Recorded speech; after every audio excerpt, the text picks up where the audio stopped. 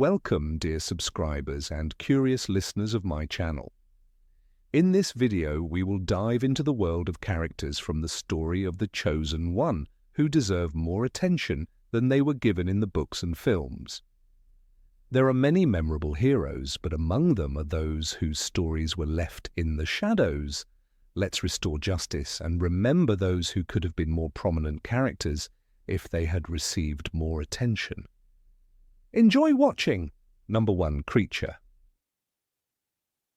Kreacher was far from a beloved character.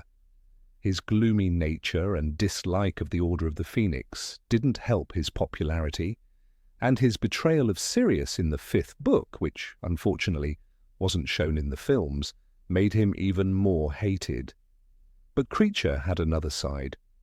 In the final book, he talks about how Voldemort tormented him while checking the locket, and about his inability to fulfill Regulus Black's last wish by destroying the Horcrux.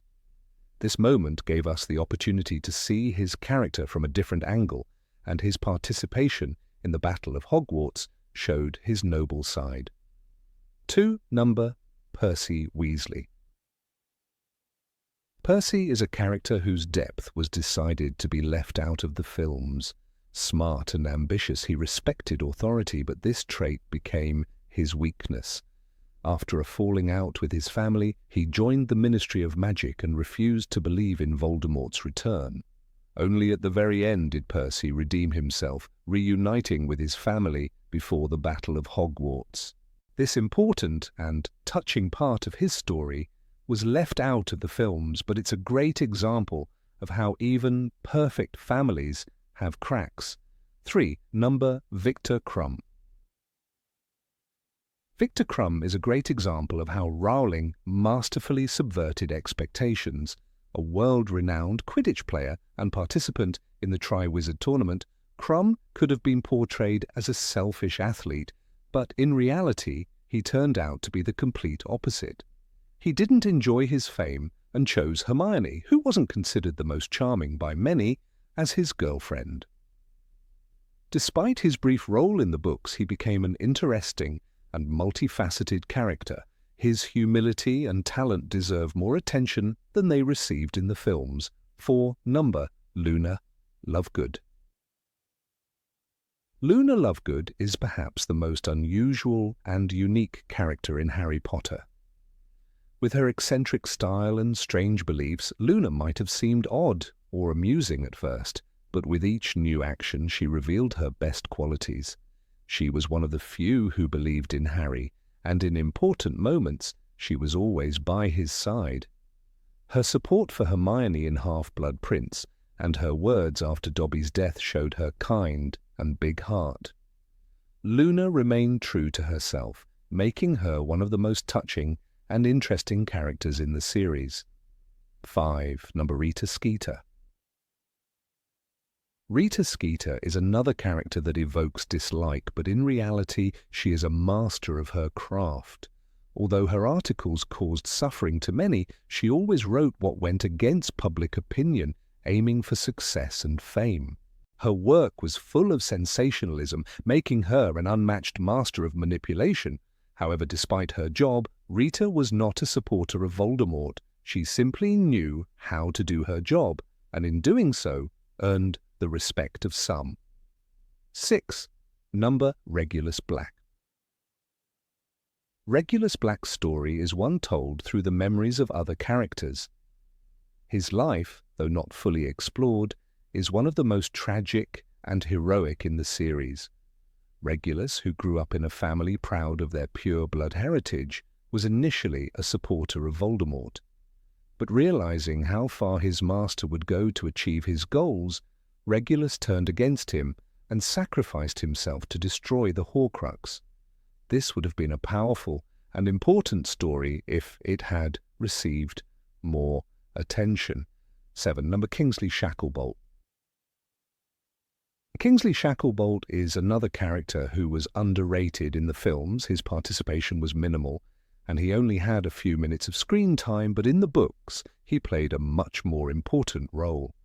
As a master of dark wizard hunting and an excellent spy, Kingsley became a key player in the fight against Voldemort, including during the Battle of Hogwarts. His respect and skill made him one of the most deserving characters, and by the end of the story, he even became the Minister for Magic. Number 8. Lee Jordan. Lee Jordan, best friend of the Weasley twins, was often seen by fans as nothing more than a Quidditch commentator, jokester, and general prankster. In the films, his character was reduced to a comedic figure, with little exploration of his true depth. "And they're off! Gryffindor leads by a mile, and I'm going to go ahead and say it's a win," he would shout, bringing humour and energy to the games. His role seemed purely light-hearted, and many overlooked the strength of his character beneath the jokes.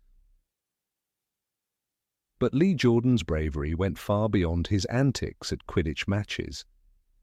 It was he who organised Potterwatch, a secret radio station that broadcasted the truth to the wizarding world when the Ministry was under Death Eater control.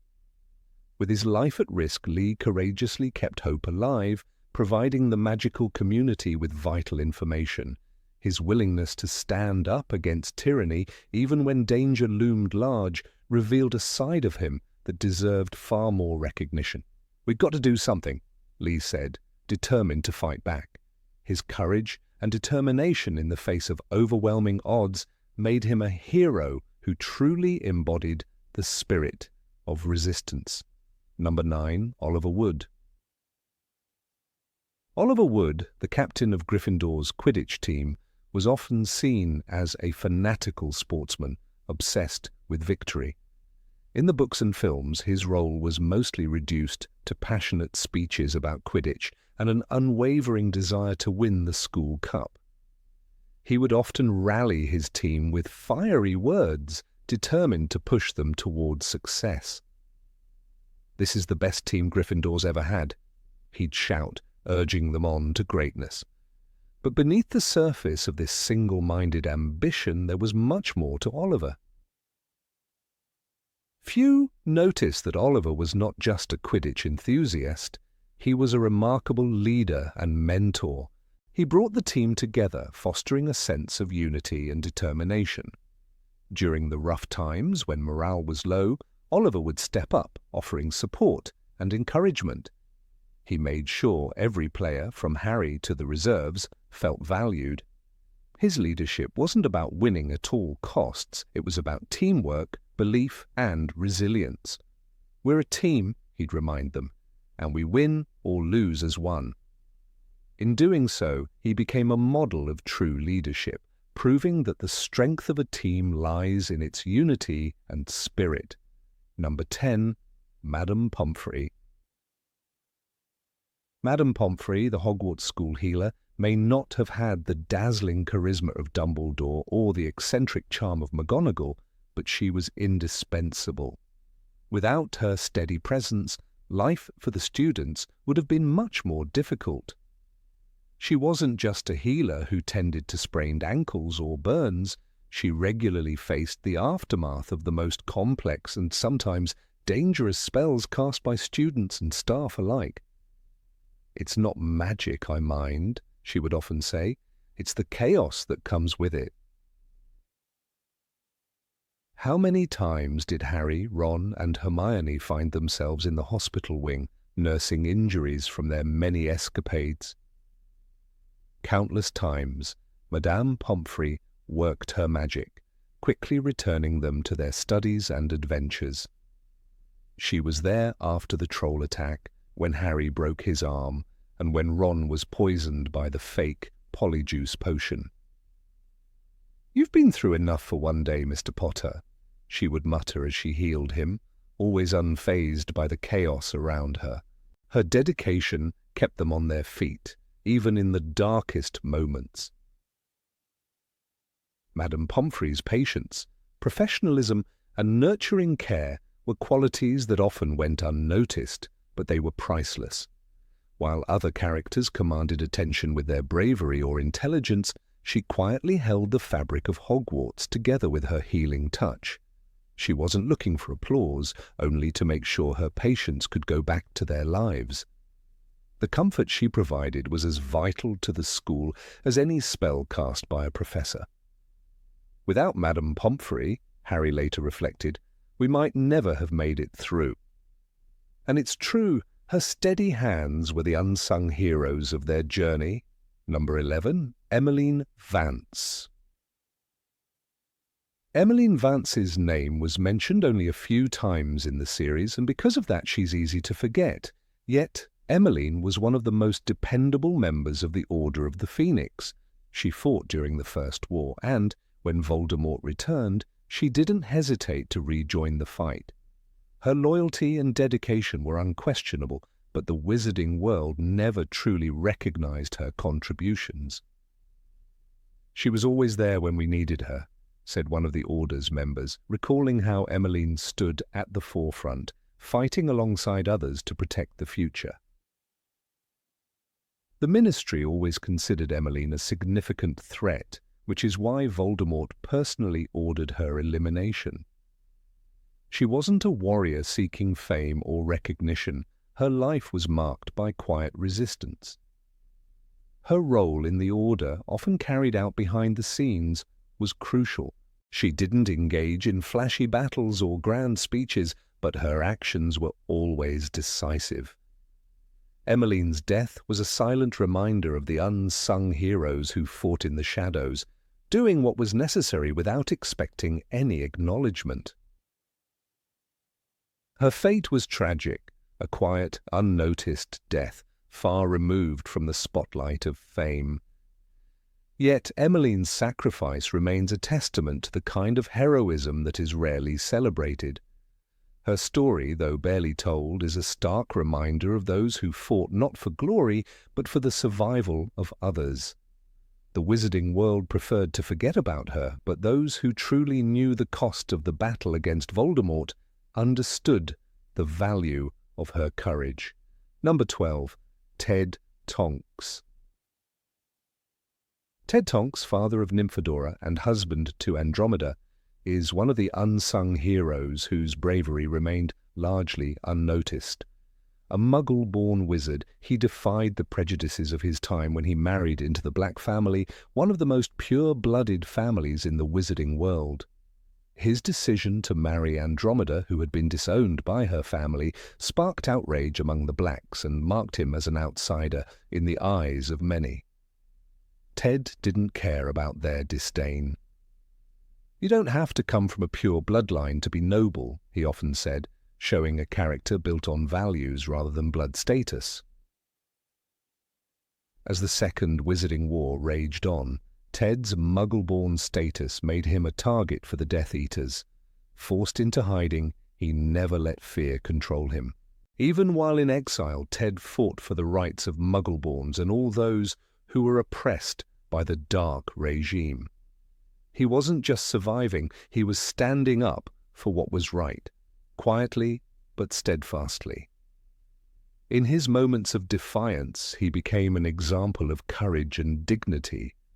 "We don't have to hide, not now," Ted would tell those in need, offering them hope even in the darkest of times. Despite being forced to live in hiding, Ted's actions were vital to the resistance. He helped other Muggle-borns escape from danger, and when he had the chance, he fought back against the injustices he saw. Ted wasn't a hero in the traditional sense. He wasn't leading armies or casting powerful spells, but his courage was no less significant. He was a man who refused to allow fear or hate to define him. His quiet resistance, his willingness to sacrifice, and his deep moral compass made him a hero in the truest sense of the word. Ted's death in the woods was tragic but heroic. In the end, he paid the ultimate price for his bravery. He didn't die on the front lines of a battlefield, but his sacrifice was just as meaningful. Ted Tonks died as he lived, fighting for justice, standing up for the oppressed, and showing that true heroism often lies in the quiet, unseen acts of bravery.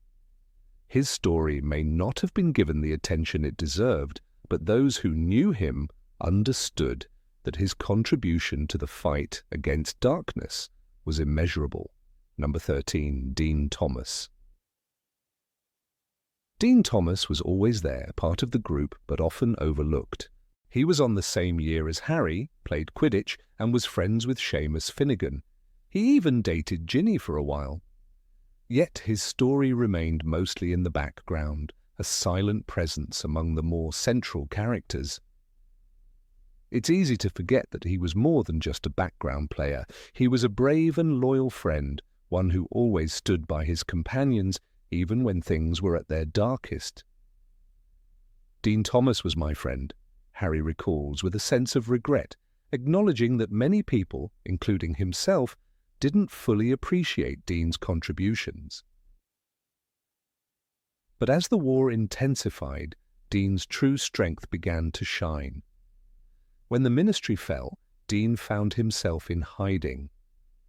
His father had disappeared when he was young, and with no way to prove his heritage, he was marked as a potential target. Still, Dean never gave in to fear. He didn't join the Dark Lord as so many others did. Instead, he chose to keep fighting. Dean had more courage than I ever gave him credit for, Harry admitted, realizing that Dean's quiet resilience was what kept him going in the face of impossible odds. Dean's determination to resist the growing darkness around him is often overshadowed by the more dramatic moments of the story. Yet his loyalty and inner strength were undeniable. He could have easily chosen to stay silent, to save himself, but instead he fought for what he believed was right. His courage was not about grand acts of heroism, but the small, consistent decisions to do what was right, even when it seemed like the world was falling apart.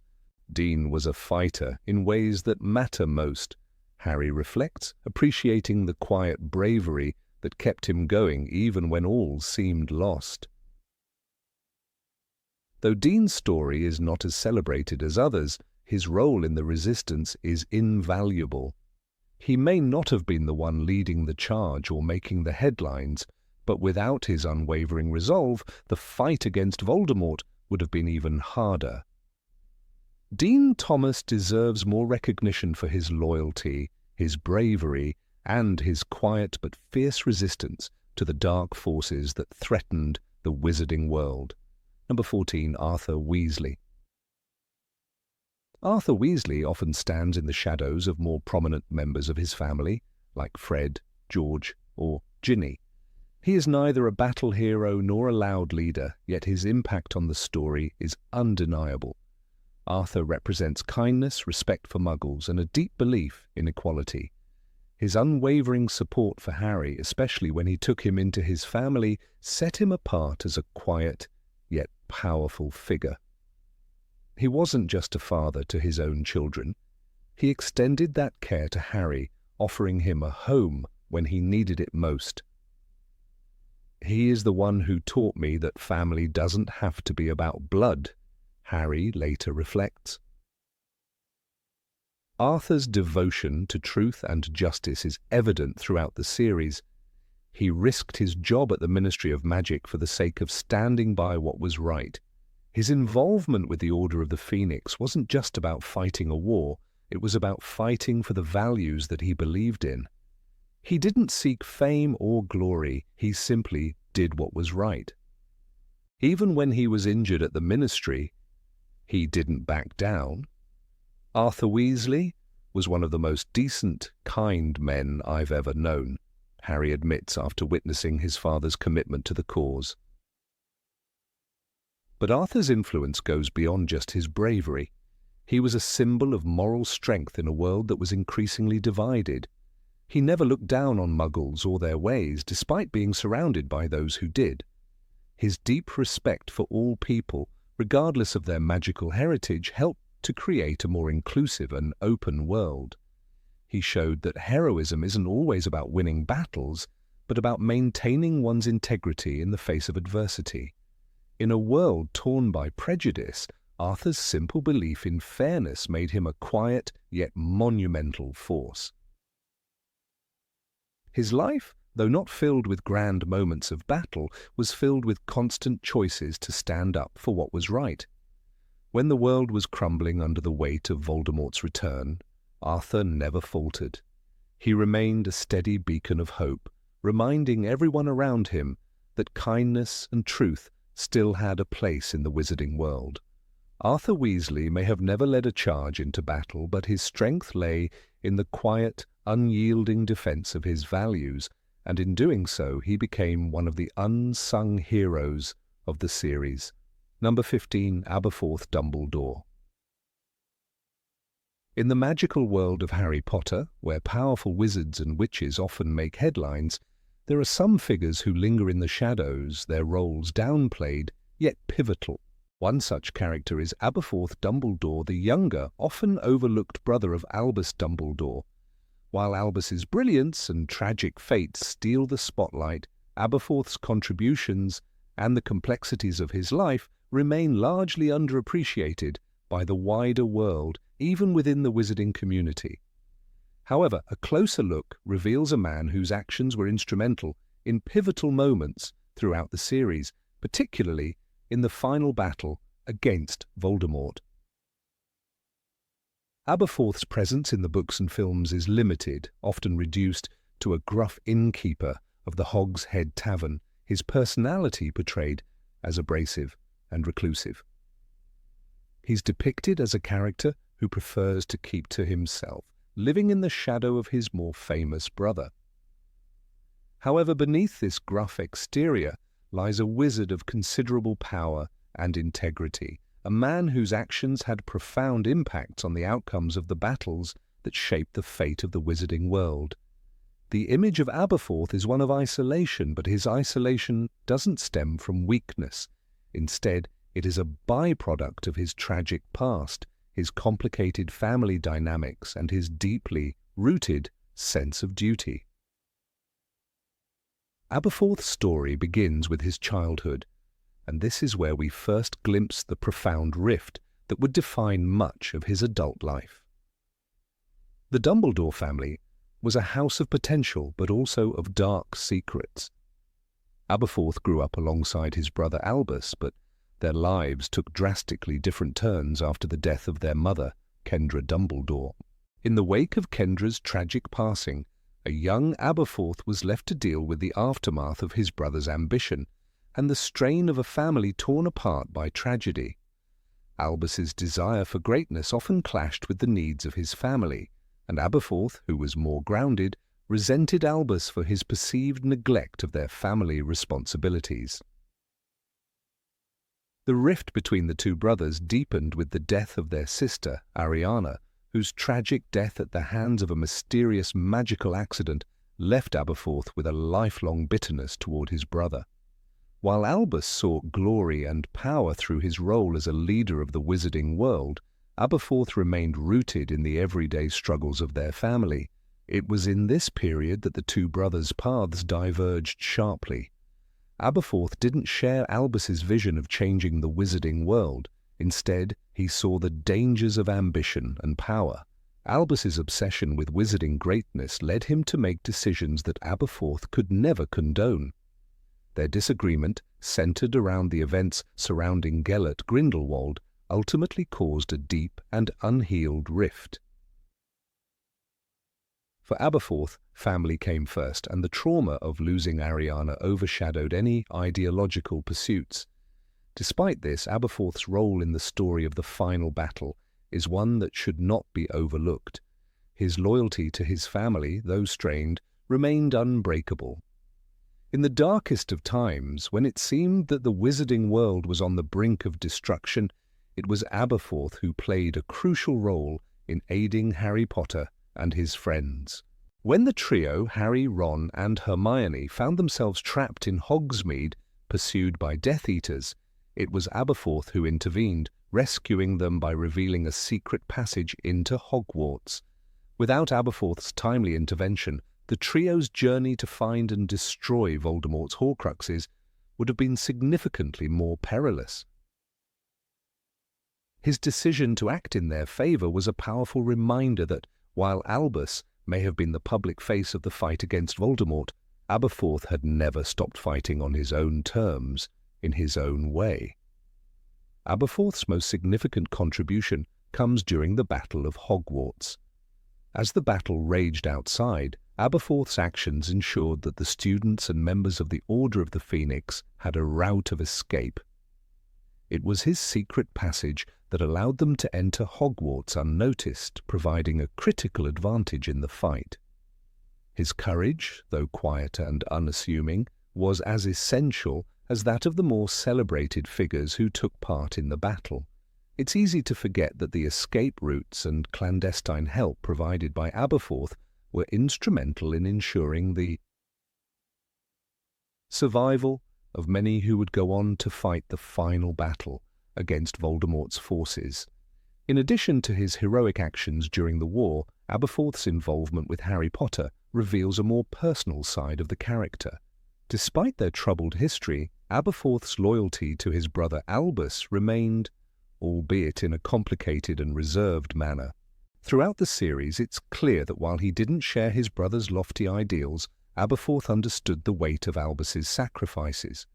His decisions during the war reflect this understanding, as he showed that, despite their disagreements, he was willing to fight for the greater good, just in his own way. His actions in helping Harry and his friends were not driven by a desire for recognition or glory, but by a deep sense of family, loyalty, and the knowledge that the fight against evil required more than just public heroes. Number 16. Fleur Delacour. Fleur Delacour, the French beauty from the Tri-Wizard tournament, has long been dismissed by many as little more than a pretty face, a participant whose role in the Harry Potter series was overshadowed by more central characters. Her character in the films is often reduced to mere aesthetics, with her role seeming to lack the depth of other more complex characters. But if one looks beyond her striking beauty, Fleur Delacour proves to be one of the most underestimated and yet deeply compelling characters in J.K. Rowling's world. Fleur's story, when examined closely, reveals a strong-willed, courageous and loyal character who defies expectations and becomes a true heroine in her own right. In the beginning, Fleur appears to fit the stereotype of the glamorous and untouchable figure. She is introduced to Harry and his friends during the Tri-Wizard tournament, a stunningly beautiful girl from the Beauxbatons Academy of Magic. Her elegance and grace immediately set her apart from the other champions, and her high regard for herself, which some perceive as arrogance, only strengthens the idea that she is the embodiment of surface beauty and little else. When Fleur is selected as a champion, the other students, including Harry, have an almost immediate impression that she is someone who relies solely on her looks to get ahead, and that her participation in the tournament is more about the spectacle than any true abilities. But the true strength of Fleur's character starts to reveal itself over time. Her impressive magical skills are undeniable, and while her beauty may have led to some initial judgments, it becomes clear that she is far more capable than many might have imagined. In the third task of the tournament, when the champions face various dangers, Fleur displays remarkable bravery. She does not hesitate in the face of peril, and her actions show that her strength is not just in her magic, but also in her determination and her willingness to help others, even at great personal risk. Fleur may not win the tournament, but she demonstrates the courage, skill, and heart of a true champion. Her character truly begins to evolve in the later books, particularly in Harry Potter and the Half-Blood Prince. Fleur's role expands beyond that of a mere tournament participant, and she takes on a more pivotal, heartfelt presence in the narrative. This is most evident when she becomes involved with Bill Weasley. Fleur's love for Bill is not some fleeting infatuation, but a deep, enduring connection. When Bill is attacked by the werewolf Fenrir Greyback, his face is horribly scarred. The attack would have left most people repulsed, and many might have walked away from a relationship that had promised so much beauty and potential. Yet Fleur does not flinch or recoil from Bill's injuries. Her love for him is unwavering, and she chooses to stay by his side despite the physical and emotional scars he carries. This decision is one of the defining moments of Fleur's character. She proves that her strength lies not only in her beauty and magical talent, but also in her capacity for loyalty, love, and selflessness. Fleur's actions demonstrate a refusal to let others dictate the value of her relationships. When she first arrives at the Burrow, she is greeted with skepticism by some of the Weasley family. Her French heritage, her beauty, and her status as a champion all make her an outsider in a family that values modesty and simplicity. Yet Fleur never lets these judgments cloud her resolve. She integrates herself into the Weasley family with grace and determination, showing them that she is far more than the sum of her outward appearance. She proves herself as a strong and capable woman, not by conforming to their expectations, but by staying true to herself and her values. Her commitment to Bill is not the only place where Fleur's depth shines through. During the Battle of Hogwarts, when the wizarding world is plunged into chaos, Fleur's bravery and selflessness again come to the forefront. In the midst of the battle, Fleur not only fights alongside the Order of the Phoenix and the Weasley family, but she also fights for the future she shares with Bill. Her role in the final conflict is one of steadfastness and courage. She does not hesitate to fight for what she believes in and for those she loves. Fleur's actions during the Battle of Hogwarts prove that she is more than just a beautiful woman from a distant land. She is a fierce protector, a loyal friend, and a willing fighter in the face of evil. Her relationship with Bill and her loyalty to him also serve as a commentary on how true beauty is not simply a matter of outward appearance, but rather the qualities that define someone on the inside. Fleur's story challenges the idea that beauty is something to be taken for granted or seen as a means to an end. Instead, it is through her actions and her steadfast commitment to those she loves that Fleur's true beauty emerges. She embodies the idea that it is the inner strength and kindness that truly define a person's worth. Fleur's relationship with the Weasley family, in particular, shows her ability to rise above preconceived notions and stereotypes. Initially seen as an outsider, she gradually earns the respect and admiration of the Weasleys through her actions and her deep love for Bill. In Harry Potter and the Deathly Hallows, when Fleur marries Bill, it is clear that she has found her place within the Weasley family. Despite her differences, Fleur becomes an integral part of their world. The Weasleys, who are often portrayed as humble and down-to-earth, come to recognize that Fleur's strength lies not in her beauty, but in her unwavering love and loyalty. Number 17. Narcissa Malfoy. In the world of Harry Potter, some characters shine brighter than others. The Malfoy family, often the epitome of arrogance and privilege, has two central figures who dominate the narrative, Lucius and Draco.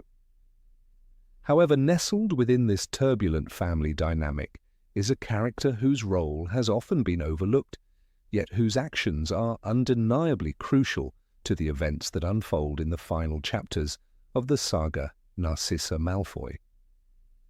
While she is frequently overshadowed by the more prominent members of her family, Narcissa's choices in the critical moments of the war reveal a depth and complexity that, when explored, offer a fresh perspective on the story and demonstrate her understated yet vital role in the downfall of Voldemort. Narcissa's presence in the books and films is subtle at best. In the earlier novels, she is portrayed as a dutiful wife and mother, a pure-blood witch who adheres to the social expectations of her bloodline. She is a woman who, despite her outwardly cold demeanor, is clearly devoted to her family, particularly her son Draco. In many ways, Narcissa is the archetype of the dutiful, somewhat passive wife who supports her husband's views without ever questioning them openly. However, beneath the surface, there is more to her than meets the eye. Her character evolves significantly throughout the series, culminating in a moment of profound defiance and sacrifice in the final battle against the Dark Lord. For much of the series, Narcissa's role remains relatively unremarkable. In the films, her character is often minimized, with little screen time dedicated to exploring her inner turmoil or motivations. She is a supporting character, seemingly caught up in the darker machinations of her husband and son. In Harry Potter and the Half-Blood Prince, Narcissa's role as the concerned mother to Draco is emphasized, but even then, her actions are primarily reactive rather than proactive.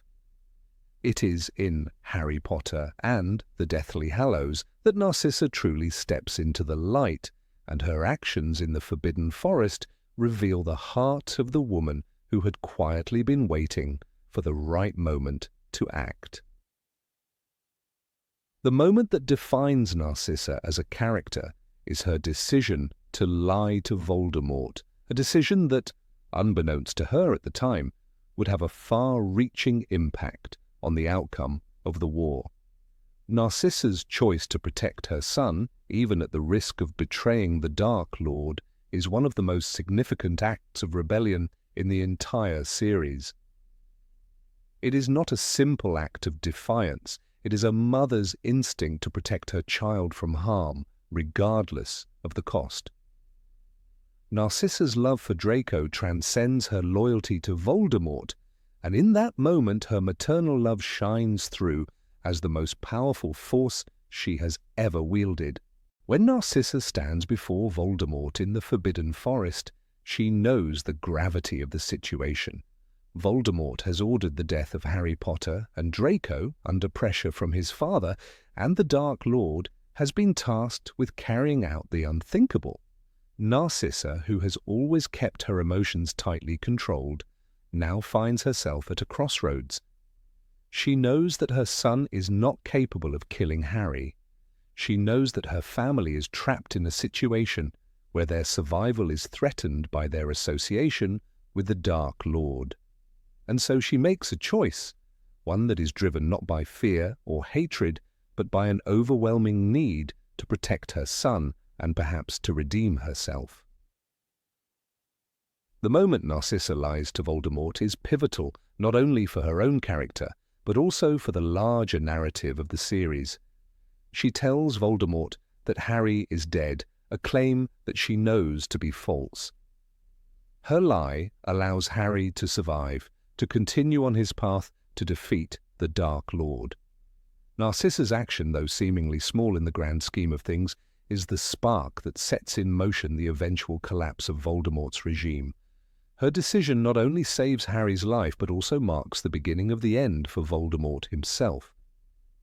In that moment, Narcissa is no longer merely a passive observer of events. She becomes an active participant in shaping the outcome of the war. This act of maternal love is a powerful reminder that even in the midst of darkness there is the possibility for redemption.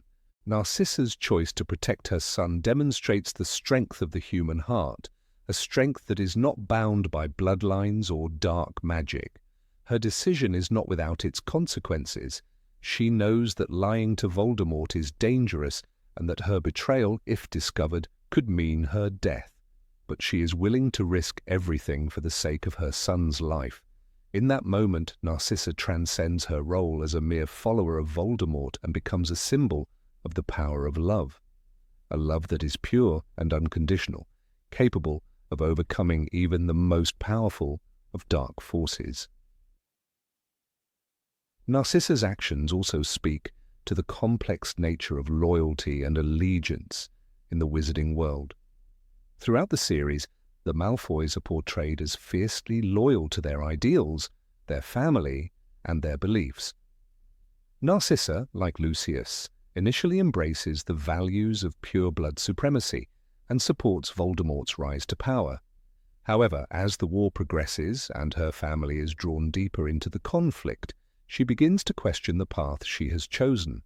Her actions in the Forbidden Forest reveal that she is not simply a product of her environment. She is capable of making decisions that challenge the very ideals she once held dear. Her maternal instinct for self-preservation and love for her son override her commitment to the Dark Lord, showing that even the most deeply ingrained loyalties can be shattered by the bond of family. Number 18, Colin Creevey. Colin Creevey is often remembered by fans as the enthusiastic, camera-wielding child who would follow Harry Potter around, shouting his name in awe and trying to capture every moment of his hero's life through his lens. His character, especially in the early books, might seem somewhat one-dimensional, a small, excitable fanboy with little depth beyond his admiration for Harry. He's seen running around, eager to catch a glimpse of the chosen one, often more of a comic relief than a serious player in the grander narrative. However, beneath the surface of this seemingly insignificant character lies a much deeper, more poignant story, a story of courage, sacrifice, and the tragic consequences of war. While it is true that Colin's role in the earlier books is largely seen as a supporting one, his importance grows in the final moments of the series. His presence in Harry Potter and the Deathly Hallows is understated, but it is in his final moments that his true worth is revealed. In the midst of the Battle of Hogwarts, Colin makes a choice that is far more heroic than anyone might have expected from the young boy who once ran after Harry with a camera. Though he was never a skilled wizard or a member of one of the great families of Hogwarts, Colin understood the importance of standing up for what was right and fighting for the protection of those he loved. During the final battle, as Voldemort's forces stormed the castle, Colin could have easily fled to safety. He was a young student, a mere child in the eyes of many of the older students and faculty members. He had no obligation to fight. He could have left with the others who were not directly involved in the conflict. But that wasn't the path Colin chose. Despite the danger and the terrifying odds stacked against him, he remained. He fought not out of a sense of duty or an obligation to prove something, but because he believed in the cause. He believed in the fight against Voldemort and his forces, and he believed in protecting Hogwarts, his school, and his friends. Colin's decision to stay and fight is particularly significant given his relatively minor role in the series. He was never meant to be a central figure in the battle. He was simply a boy with a camera, a student who admired Harry from afar. But in that final moment, Colin's actions speak louder than any hero's speech or grand gesture. He was one of the countless unsung heroes of that war, the ones who did not have the chance to be celebrated, whose sacrifices went unnoticed by many. The tragedy of Colin's death is that it is so quietly devastating. There is no grand moment of recognition, no epic last words, no cinematic death scene. He simply fades into the background of the larger battle, and his loss is felt in the heart of the reader more because of its quiet nature than any loud declaration.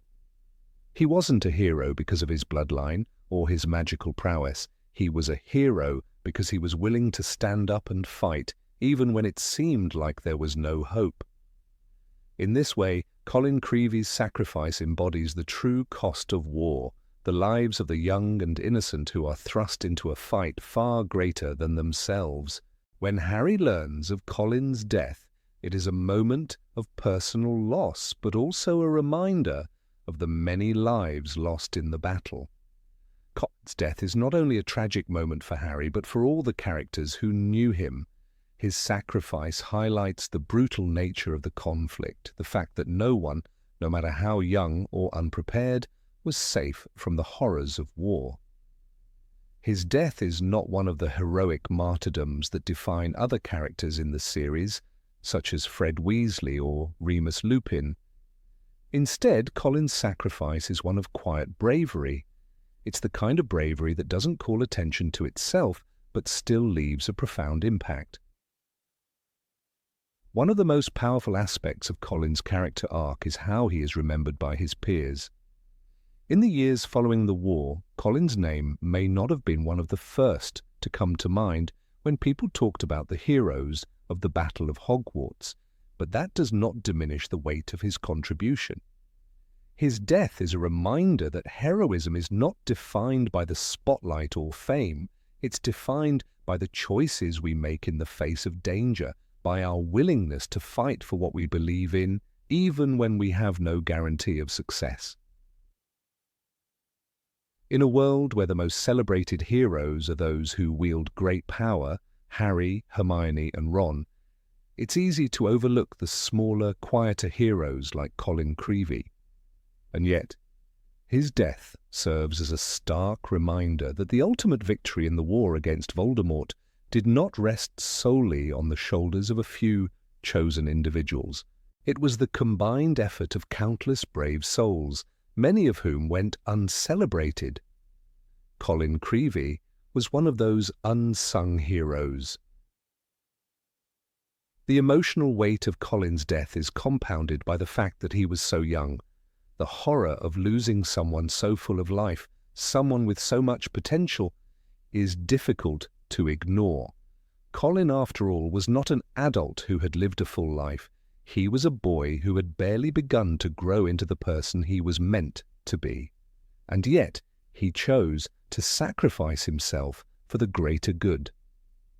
This adds an element of heartbreaking tragedy to his death, a tragedy that is felt deeply by those who loved him and by the readers who have come to know his character over the course of the series. Throughout the books, Colin's admiration for Harry was often portrayed with a sense of humour, and his obsessive desire to capture Harry's image in photos seemed almost comical at times. But in the end, this youthful enthusiasm became a symbol of his dedication to the cause. His fanboyish admiration for Harry, which had once been seen as something trivial, transformed into a profound and lasting legacy of courage.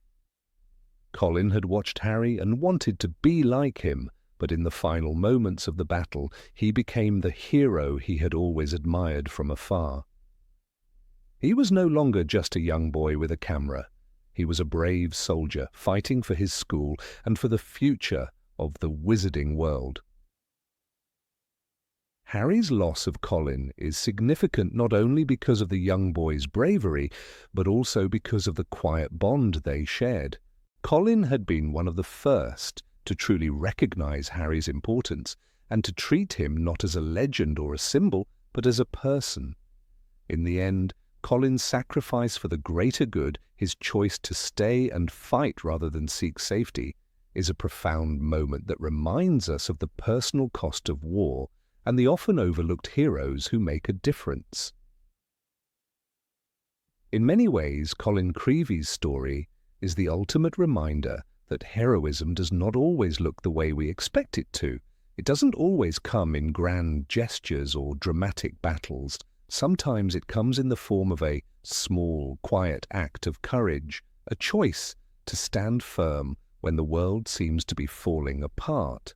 Colin Creevey may have been just one of many young heroes who perished in the battle, but his death is a testament to the power of even the smallest voices in the fight against evil.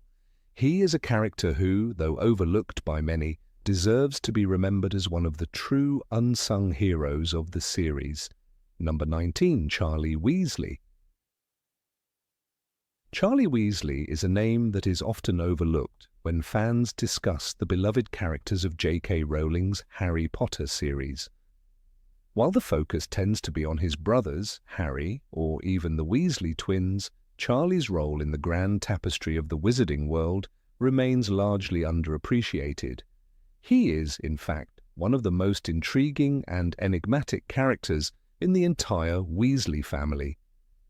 His journey is filled with remarkable risks, a daring career, and a deep sense of duty that sees him constantly working behind the scenes. Yet, his character development is relegated to the sidelines, leaving many fans unaware of the fascinating life that Charlie Weasley led. Charlie, as the second eldest son of Molly and Arthur Weasley, is often overshadowed by the larger-than-life personalities of his siblings. The Weasley family itself is already an extensive, colourful tapestry of personalities, with each member contributing to the family's legacy in different ways. Bill, the oldest, works as a curse-breaker for Gringotts, while Percy, Ron and the twins often steal the spotlight due to their various adventures and hijinks. Yet Charlie's contributions are as vital to the wizarding world as any of his brothers, and arguably more dangerous. Charlie left home at a young age, pursuing a career that few would dare to. He ventured to Romania to work with dragons, taking up a job that required immense courage and skill. Working with these magical creatures, known for their ferocity and danger, showcased Charlie's natural bravery and adventurous spirit. In the book Harry Potter and the Goblet of Fire, Charlie's expertise is highlighted when he returns home to participate in the Triwizard Tournament as the representative of the dragon experts who were tasked with setting up the first task. His knowledge and passion for dragons is evident, yet it is clear that Charlie was more than just an expert in magical creatures. He was a man who actively sought adventure and never shied away from a challenge. The mention of Charlie's work with dragons is often brief, but it paints a picture of a man who is fearless and unapologetically passionate about his life's work. His days were filled with perilous situations, and it was clear that each day brought with it a new danger. Yet Charlie thrived in such an environment, demonstrating an unshakable commitment to his profession. Unlike his brothers, who find themselves constantly involved in political or social dramas, Charlie's life is rooted in the physical world, one of exploration, discovery, and survival. He chooses a path that many would avoid, but his choice to work with dragons speaks to his unique character. Charlie was not driven by a need for recognition or fame. He was motivated by a deep love for magical creatures and the challenge of understanding them. In addition to his work with dragons, Charlie played a significant role in the events of the Triwizard Tournament.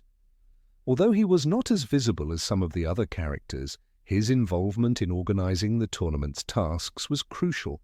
His familiarity with dragons led to the pivotal moment when the first task was designed. Without Charlie's expertise, the dangerous yet controlled use of dragons would not have been possible. This behind-the-scenes contribution to the event is indicative of his often understated yet vital role in the magical world. He was not the kind of character to seek fame or glory, but he undoubtedly had a major impact on the events surrounding the tournament, showcasing his natural leadership and tactical skills. Perhaps most notably, Charlie played an important role during the Second Wizarding War. His commitment to the fight against Voldemort and his Death Eaters is an often underappreciated aspect of his character. Charlie, like many others, joined the Order of the Phoenix, putting his life on the line to defend his family and the wizarding world. He may not have been as active in the public eye as Harry or the Weasley twins, but his contributions to the Order were significant. His experience with dragons, for instance, was used strategically during the Battle of Hogwarts, where dragons were released to defend the castle. Charlie's deep knowledge of these creatures proved invaluable, and his bravery in engaging with them again for the safety of others demonstrated his willingness to risk everything for the greater good. Charlie's decision to stay out of the limelight and focus on his work rather than seeking attention speaks volumes about his character. He is selfless, deeply loyal, and willing to sacrifice his safety for those he loves. Throughout the series, we see him in fleeting moments, often surrounded by his more famous brothers. Yet it is in these moments that his quiet strength is most apparent. His character's development may not be as overt as Harry's or Ron's, but it is nevertheless substantial. He represents the kind of heroism that doesn't seek recognition or glory. Instead, his strength lies in his actions, his dedication to protecting his loved ones, and his unrelenting desire to make the world a better place, even if it means putting himself in danger. What makes Charlie so fascinating is his ability to lead without seeking attention.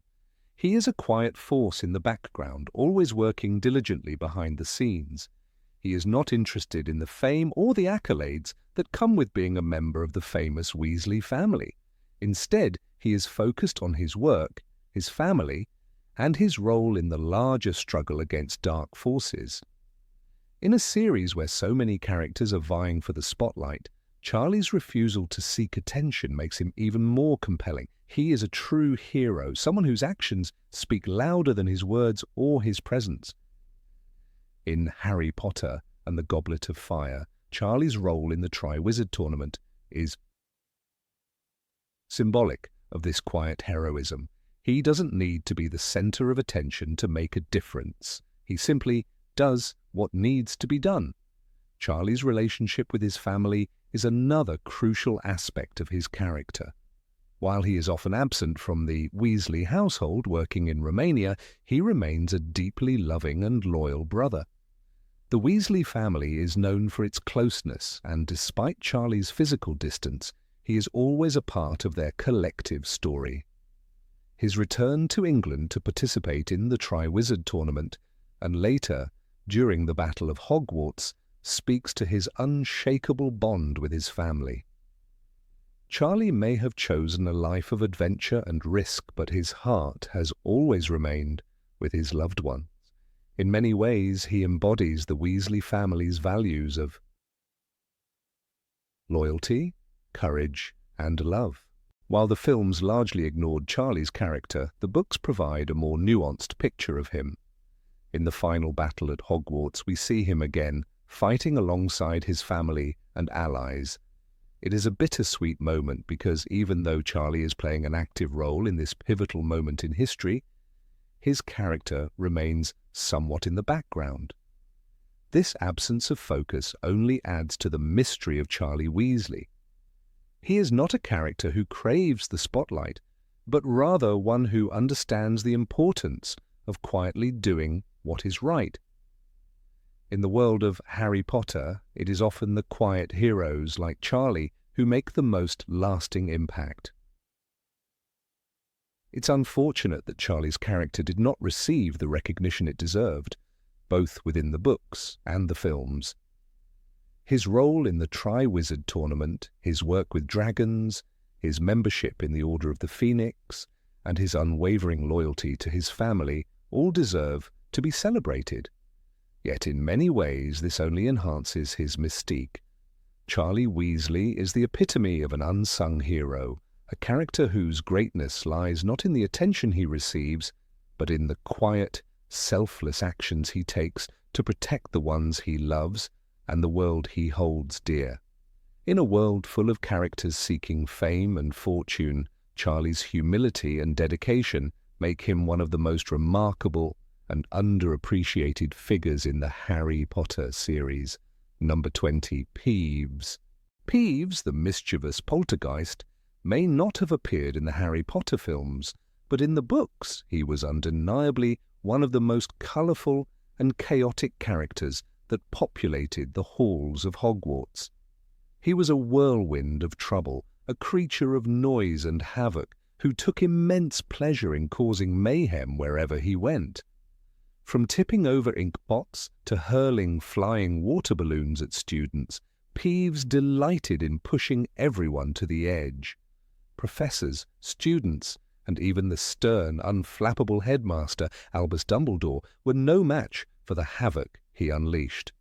His antics were a constant thorn in the side of Hogwarts, Yet his true nature, his depth beyond the pranks, remains largely unexplored in the films. What made Peeves especially dangerous, however, was not just his ability to create disorder, but his utter disregard for any sense of rules or authority. For instance, during the infamous caretaker Argus Filch's attempts to maintain discipline, Peeves would make his presence felt, swooping down to mock and undermine the efforts. Filch, who had a well-established hatred for the students, often found himself a hapless victim of Peeves' pranks, but there was a peculiar charm to Peeves' constant rebellion.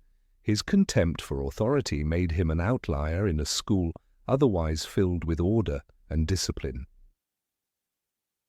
He was a reminder of the chaos that existed beneath the surface of Hogwarts, a school that, despite its prestigious nature, had always been a breeding ground for strange happenings and untold stories. Yet, there was more to Peeves than the surface of trickery and trouble. His role as a poltergeist was not one of random, senseless destruction, but one of bringing to light a particular truth about the school's deep-seated nature. He was a reflection of Hogwarts itself, a place of contradictions where mischief and danger walked hand in hand. Peeves had a particular dislike for authority figures, especially when they tried to control him. The pranks he played were often aimed at breaking the power structures that governed the school, an amusing rebellion against the otherwise iron-fisted rule of figures like Filch and even Dumbledore. It was as if Peeves existed in a realm outside the usual student-teacher dynamics, neither bound by the rules of the school nor the expectation of propriety. His very existence was a challenge to the Hogwarts that had been built up over centuries. One of the more significant moments in Peeves's history occurs during the Battle of Hogwarts, where his character shows an entirely unexpected layer. It was not just his usual pranks anymore. There was an urgency, a purpose behind his actions. As Death Eaters stormed the castle, intent on capturing or killing anyone who opposed them, Peeves was there, not wreaking havoc in the usual sense, but fighting back in his own peculiar way. In the chaos of the battle, Peeves played a vital role by dropping furniture on the attacking forces. His actions weren't simply about creating confusion, as he often did. This time, they were acts of defiance, his way of showing that even a poltergeist could resist the forces of darkness. His actions in this final battle revealed something about his character that was rarely seen. Peeves was no longer just a prankster, he was a protector of Hogwarts, showing loyalty to the school that had once been the very place of his chaos. By attacking the Death Eaters with his wild energy, hurling furniture, and even composing songs that energized the defenders, Peeves embodied something that was surprisingly noble: the fierce loyalty to Hogwarts. The school, with all its secrets and eccentricities, was not just a place of education for Peeves, it was home, a place where he belonged. What is remarkable about Peeves is the fact that he was able to act as a member of the Hogwarts community during the final battle. His involvement was unexpected, especially given his history of being a troublesome force. His actions spoke volumes about his connection to the school.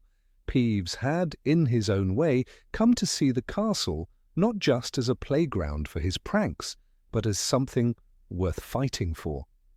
In his unpredictable and chaotic way, he was willing to put his own form of madness to good use for a higher cause. It is a testament to Peeves' character that even in the most dire of circumstances, he found a way to stand out as an unlikely hero. His mischievous nature, often ridiculed by students and staff alike, suddenly had purpose and meaning. Instead of just making life harder for the students, Peeves turned the tables. He inspired the defenders of the castle, fueling their determination with his absurd but spirited songs. His contributions in those moments were an ironic twist on the old idea of the hero. Peeves, the prankster, was now the motivator. This aspect of Peeves's character, his unexpected role in the Battle of Hogwarts, was a turning point for those who understood him. It was as if he had always been part of the school's spirit, its wild, unpredictable essence, but the world had never truly understood it. Peeves may have been notorious for his chaotic ways, but in the most critical moment, he showed the world that beneath his antics was a deep, unshakable loyalty to Hogwarts and those who called it home. In a sense, Peeves represented the heart of the school, its chaotic, untamed side that refused to bow to any external force, be it the dark power of Voldemort or the rigid control of authority figures like Filch. In the final analysis, Peeves was not just a poltergeist who caused trouble for the sake of it. His actions in the Battle of Hogwarts proved that he had an inherent connection to the school's values, even if his method of expression was unconventional. Peeves may have been a figure of disorder, but his defiance in the face of the Death Eaters was an act of unity, a reminder that even in the chaos of war, the school's spirit, embodied by Peeves, was alive and strong. His antics, once seen as nothing more than nuisance, now stood as symbols of resistance, a refusal to be intimidated by those who sought to destroy what Hogwarts represented. The irony of Peeves' character is that although he was largely ignored by many, especially in the films, his role in the series is far more significant than initially thought. He was not just the poltergeist who caused trouble. He was a complex, contradictory character who, in his own way, revealed the heart of Hogwarts. Peeves had always been a part of the school's soul, a reflection of the wildness and unpredictability that lay hidden within the walls of the castle. And in the final battle he showed that his connection to the place was more than just about making life difficult. He was, in his own erratic way, a guardian of Hogwarts, fighting not just to save the castle, but the very essence of what it stood for. Unfortunately, this aspect of Peeves' character was never fully explored in the films, leaving a significant gap in the portrayal of Hogwarts as a whole. Peeves was a symbol of the unacknowledged forces that kept the school intact, those who operated in the background, creating and destroying in equal measure. His absence from the films is a missed opportunity, not only in terms of the character's development, but in how it would have reflected the true spirit of Hogwarts. But for those who have read the books, Peeves will always remain one of the most underappreciated characters in the series, a misunderstood figure whose mischief hid a far deeper connection to the very heart of the school. Number 21, Andromeda Tonks. Andromeda Tonks, a name barely mentioned in the Harry Potter series, represents an untold story of resilience and tragedy. A member of the prestigious and notorious Black family, her life stands in stark contrast to the values upheld by her relatives. Her story is one of defiance, heartbreak, and quiet strength, a character who, despite having little screen time or page space, played a pivotal role in shaping the world around her. Born into the Black family, Andromeda was one of the sisters who would come to symbolize the great divide within the wizarding world. Her siblings Bellatrix Lestrange and Narcissa Malfoy were ardent supporters of the Dark Lord and were unwavering in their belief in the supremacy of pure-blood wizards. In stark opposition to them, Andromeda chose a different path, one that would make her an outcast in her own family. She rejected the deep-seated prejudice and disdain for Muggle-borns that had been ingrained into her since birth. Her decision to marry Ted Tonks, a Muggle-born wizard, was seen as a betrayal by the Black family. Andromeda's choice was not simply a matter of love, it was an act of rebellion. She turned her back on everything her family stood for, embracing the values of equality and love, even though it meant severing ties with her heritage. In her eyes, love and respect for others were far more important than blood status, and she wasn't afraid to face the consequences of standing by those beliefs. This decision left her estranged from her family as they shunned her completely, stripping her of her place among the blacks and casting her out as an undesirable. Though little was mentioned about Andromeda's life after her marriage, the small glimpses we do get paint a picture of a woman who, despite the obstacles in her life, remained strong. She and Ted had a daughter, Nymphadora Tonks, who would grow up to become one of the most notable figures in the Second Wizarding War. Andromeda's love for her daughter was evident in the way she supported Nymphadora, despite their occasional differences. When Nymphadora joined the Order of the Phoenix, it was clear that Andromeda, although worried, had come to understand her daughter's role in the fight against Voldemort. But this would not be the only loss that Andromeda would face. Andromeda's life was marked by grief. The tragedy that struck her family would not leave her untouched. Ted Tonks, her beloved husband, was killed by Death Eaters during the height of the war, leaving Andromeda a widow. Yet despite this, her strength never wavered. She was forced to navigate the pain of losing her partner, the love of her life, in a war that seemed to have no end. But it was not just her husband's death that broke Andromeda's heart. The loss of her daughter, Nymphadora, was the deepest blow she could ever have suffered.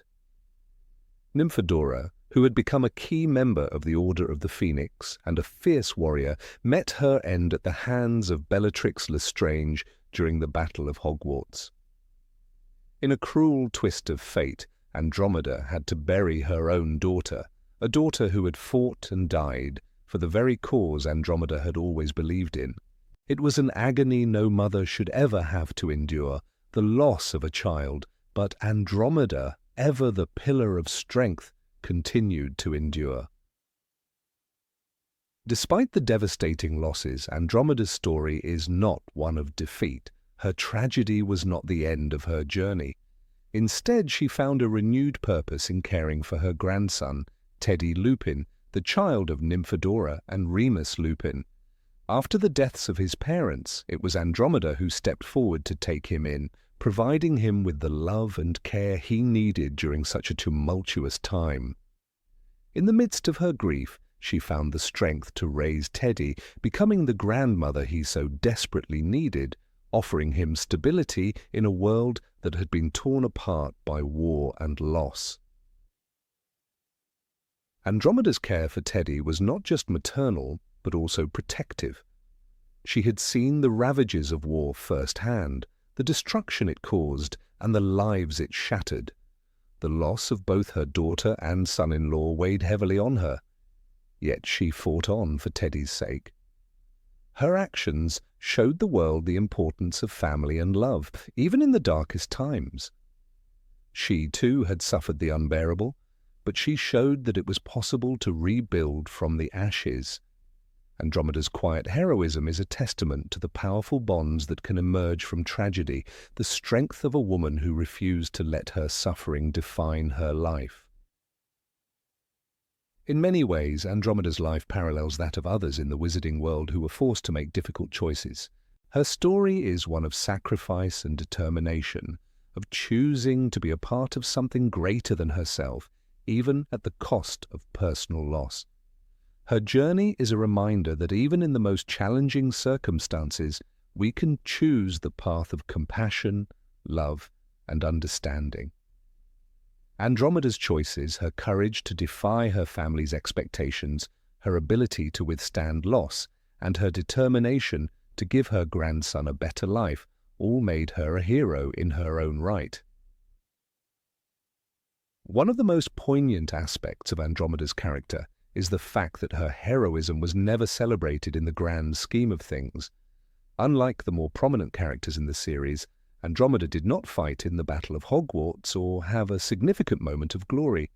She was not a member of the front lines, and she did not have a prominent role in the fight against Voldemort. Yet, her story is no less important. Her strength, resilience, and love for her family are qualities that helped maintain the fragile threads of hope in the wizarding world.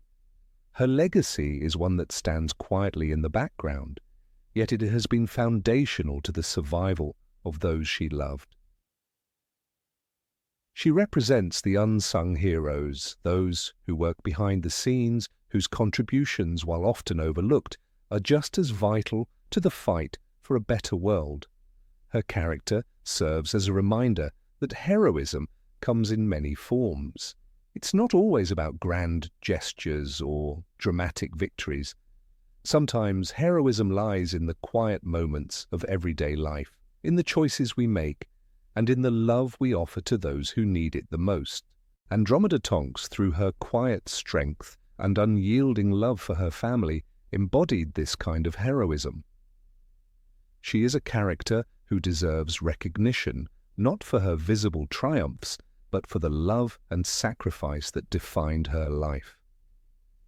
Her story is one of quiet dignity, a woman who, despite all the heartache and loss, never gave up on those she loved. In the grand tapestry of the Harry Potter series, Andromeda's role may seem small, but her impact resonates in the hearts of those who understand the true nature of her sacrifices. She may have been overlooked by many, but to her family, she was a hero. A woman who, in the face of overwhelming loss, continued to rise above it all, proving that strength does not always come from battle, but from the ability to endure and love despite everything. Through her, the message is clear. True heroism is often found in the quietest of moments, in the courage to continue, and in the love that endures even in the darkest of times. Number 22, Ursula Black. Ursula Black was a figure often whispered about but seldom discussed openly. While her name may not have been explicitly mentioned in the Harry Potter books, her presence loomed over the Black family like a ghost from the past, a figure whose legacy had been almost erased, but whose influence still rippled through the generations. It is through the careful study of the Black family tree, a web of names and relationships, that Ursula's story begins to emerge. Hidden among the more prominent names like Walburga, Orion, and Regulus, Ursula's name is barely visible, but those who have looked closely know that she was far from insignificant. What set Ursula apart from the rest of the Black family was her radical departure from the pure-blood ideology that defined her lineage. The Black family, with its staunch belief in the superiority of pure-blood wizards, was known for its commitment to maintaining the bloodline's purity, a conviction passed down through generations. But Ursula, born into this tradition, seemed to question it from the very beginning. According to some historical records, she was one of the few Black family members who found the purity doctrine suffocating, something that did not sit well with her from the start. In an era where purity was everything, Ursula's support for Muggle-borns and her skepticism of pure-blood supremacy made her an outcast, a black sheep in the truest sense of the word. Rumours surrounding Ursula suggest that she was not only vocal in her dissent, but also took concrete actions to break away from the strictures of her family. She was rumoured to have had interactions with the Muggle world, a taboo that many members of the Black family would never dare to entertain. While the Black family shunned Muggle-borns and those who associated with Muggles, Ursula seemed to embrace the idea that magic, in its truest form, should not be confined to a select few. There is even speculation that she may have had a Muggle lover, a connection that would have been considered scandalous by her relatives and might explain why her name was gradually erased from most family records. Yet Ursula's rebellion wasn't just about her personal choices. Her legacy was most profoundly felt in the lives of her descendants, particularly in the lives of her great-grandson, Sirius Black, and his younger brother, Regulus. While the Black family was a microcosm of the larger wizarding world's obsession with blood purity, Ursula's defiance left an indelible mark on both of these boys, who would go on to challenge the family's dark legacy in their own ways. It is widely believed that Ursula's example was one of the seeds that helped plant the doubts that would eventually grow into Sirius and Regulus's disillusionment with the ideals of their family. Without her, it is hard to imagine that either of them would have had the courage to break free from the oppressive expectations placed on them by their pure-blood heritage. Sirius Black, of course, is the most well-known member of the Black family to rebel against the norms that his family so rigidly adhered to. As a young man, Sirius rejected the Black family's ideals and chose to align himself with the Order of the Phoenix, a group dedicated to fighting against the tyranny of Lord Voldemort and the Death Eaters. He became a symbol of resistance to the pure-blood elitism that had been passed down to him, but it is important to recognize that his rebellion did not occur in a vacuum. It was the quiet resistance of Ursula Black, her rejection of the dogma that had been ingrained in the family for centuries, that provided the spark for Sirius's own journey of self-discovery. Regulus Black, too, was not immune to the pull of Ursula's legacy. Though he was initially drawn to Voldemort's ideology, believing that the Dark Lord's vision of wizarding supremacy would bring order to the world, he too ultimately rejected the path laid out for him by his family. His eventual defection from the Death Eaters, his desire to destroy the Locket Horcrux, and his willingness to sacrifice his life in order to make amends for his past choices were all reflections of the values that Ursula had championed. Regulus's redemption arc was in many ways an echo of Ursula's quiet defiance against the systems of power that had once defined her family. Ursula's influence may have been indirect, but it was unmistakable. The very fact that her name had been scrubbed from the records and her contributions nearly forgotten speaks volumes about the kind of threat she posed to the Black family's rigid structure. She was the catalyst for change, the quiet revolutionary whose actions reverberated long after she had disappeared from public memory. It is no coincidence that the Black family's most famous rebels, Sirius and Regulus, were both shaped by her example, even if they never fully knew her. Her defiance, her embrace of a broader worldview, provided the foundation for the next generation to question everything they had been taught. Ursula's story is also one of erasure, of history being rewritten to suit the needs of those in power. While the Black family's records were painstakingly curated to reflect the family's commitment to pure-blood supremacy, Ursula's legacy was relegated to the shadows. Her name was removed from the family tree, her contributions minimized, and her actions distorted or ignored. The attempt to erase her from history was an act of control, an attempt to eliminate the example of someone who dared to question the status quo. But in doing so, the family inadvertently ensured that her spirit would live on in the very rebels they sought to suppress. Ursula's story is one of quiet courage, a reminder that resistance does not always come in the form of loud proclamations or dramatic confrontations. Sometimes it takes only the subtlest of actions to plant the seeds of change.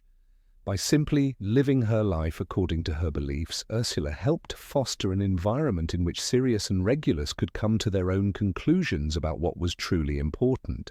It was through Ursula's quiet resistance that the Black family, for all its faults and failings, produced two figures who would become symbols of hope and defiance. In many ways, Ursula Black represents the kind of unsung heroism that often goes unrecognized in history. She was not a figure who sought the spotlight or fame, but her actions had an undeniable impact on the course of history. It is through her legacy that we come to understand the power of individual choices and the ways in which even the smallest acts of rebellion can change the world. Ursula's defiance was not about grand gestures or overt declarations of resistance. It was about living according to her own truth in a world that demanded conformity. While Ursula's name may never have been fully restored to the annals of Black family history, her influence remains indelible. She is the uncelebrated matriarch whose defiance against the oppressive forces of her time left an enduring legacy. Her story is a testament to the idea that even the most oppressed and marginalized voices can, through their actions, challenge the systems that seek to silence them. In the end, Ursula Black's life may have been one of quiet rebellion, but it was also a life that laid the groundwork for the future. A future where the Black family would finally be able to break free from the shackles of its past. Number 23, Argus Filch. Argus Filch, the ever-grumbling caretaker of Hogwarts School of Witchcraft and Wizardry, is one of the most underappreciated and misunderstood characters in J.K. Rowling's Harry Potter series. While often reduced to comic relief or the object of students' mockery, Filch's existence as a squib, a non-magical person born to magical parents, is an intricate and deeply tragic aspect of his identity. Living in a world where magic is the very essence of life, his condition as one without magic left him in a constant state of isolation and frustration. Yet, despite his circumstances, Filch remained steadfast in his duties, guarding the school with an unwavering dedication that few ever truly noticed. In the grand halls and majestic towers of Hogwarts, where students wave wands and perform feats of astonishing magic, Argus Filch's inability to use magic is a glaring and painful contrast. His life was a constant reminder that while magic was a birthright for some, it was a cruel exclusion for others. For Filch, this lack was not just a personal struggle, but a constant, oppressive weight that shaped every interaction he had within the magical world. The students, who could transfigure objects or cast spells with a flick of a wand, would never understand the bitterness of being surrounded by magic, yet utterly powerless. To them, Filch was merely the old, bitter man who was always ready to punish any misdeed with his sharp tongue and his trusty weapon. A squirt of water, or, in rarer cases, a broomstick. Filch's reputation at Hogwarts was far from flattering. To the students, he was a figure of mockery, an authoritarian figure to be feared and yet ridiculed behind his back. His obsession with catching students out of line, combined with his constant grumbling and sour disposition, made him an easy target for ridicule. But behind his gruff exterior there was much more than met the eye. The students' tendency to throw water balloons or sneak around his watchful eye was a manifestation of their frustration with a world that to them felt too large, too complicated, and too full of rules. They could afford to laugh at Filch because they had the freedom of magic, something Filch could never have. Yet it is important to remember that Filch was not the only one who endured this isolation. His colleagues, the professors of Hogwarts, often took him for granted, dismissing his concerns about students' behavior as trivial or inconsequential. To them, Filch was a mere servant, nothing more than a janitor who had no say in the magical world. They often spoke of him with disdain, and while some of them tolerated him, there was no real camaraderie between Filch and the staff. In fact, his only true companion in the vast empty corridors of Hogwarts was Mrs. Norris, his seemingly magical cat. Mrs. Norris, always at his side, was more than just a pet. She was the one being Filch trusted and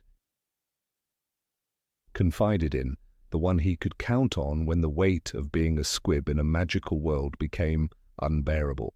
Filch's role in the castle, though thankless and ignored by many, was not without its importance.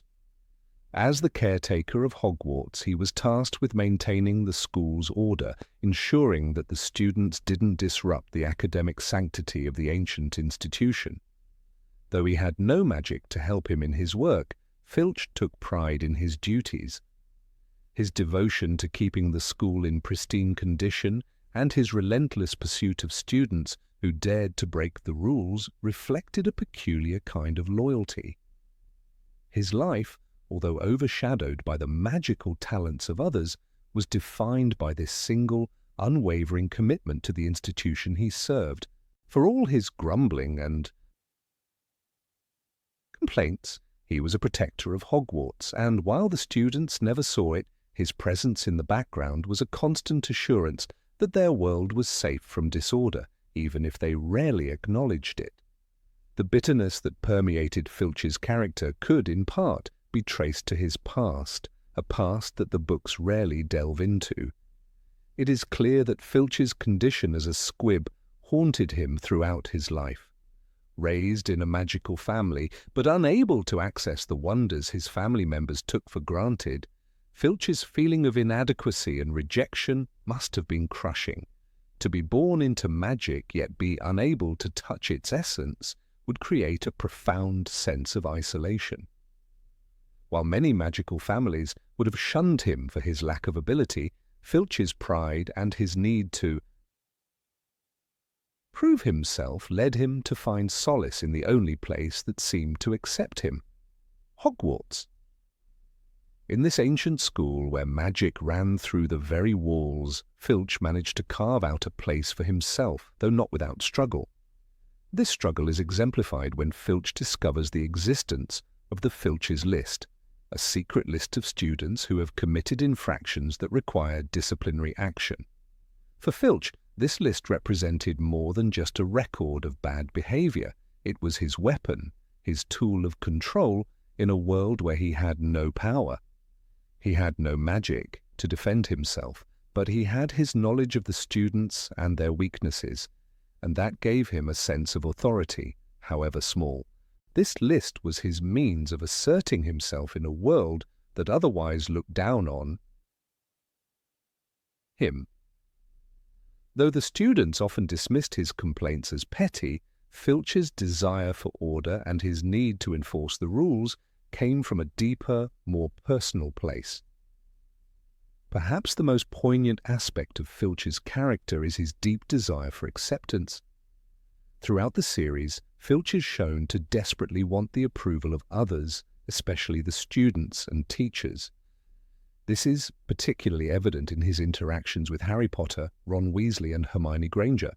Despite their often antagonistic relationship, Filch's desire to be seen and heard is undeniable.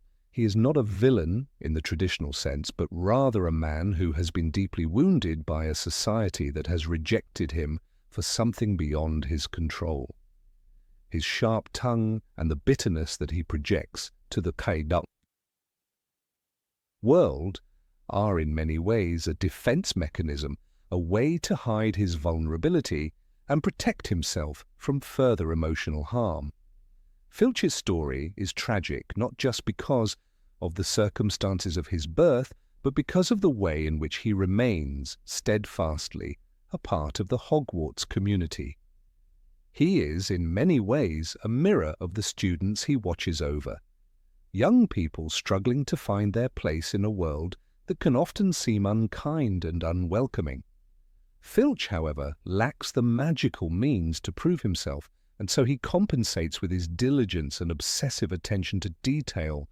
His role in the school, as thankless as it may seem, is vital, and it is only upon closer reflection that we realize how much he contributes to the school's functioning. Hogwarts is not just a place of magic. It is a place of people with all their flaws, vulnerabilities, and hidden strengths. Despite his clear lack of magical ability, Filch is not weak. His endurance and loyalty to Hogwarts, the one place that has accepted him, show a deep well of resilience and determination.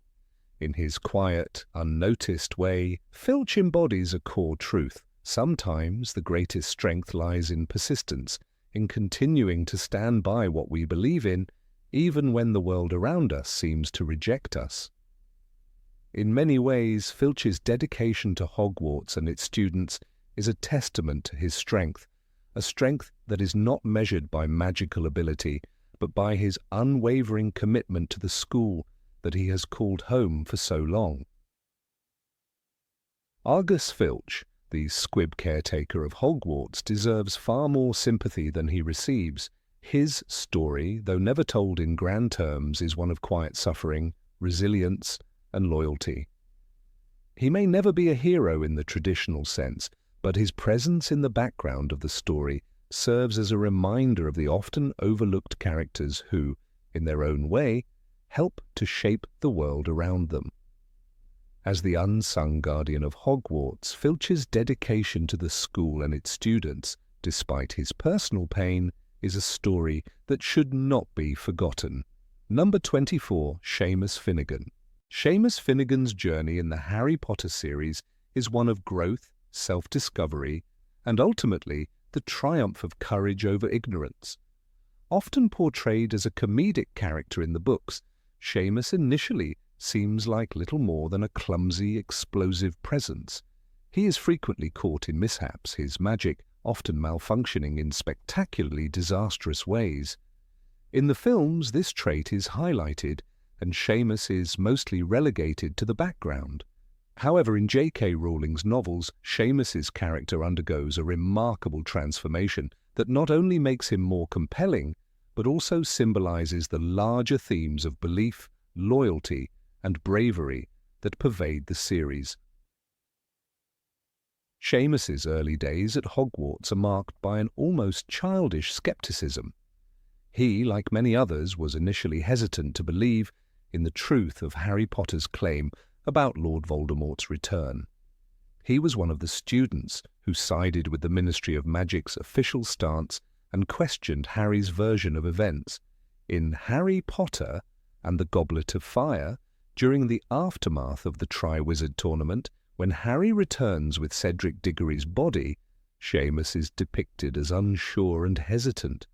He was a victim of the general disbelief that surrounded the topic of Voldemort's return, influenced not just by the Ministry's propaganda, but also by his own fears and doubts.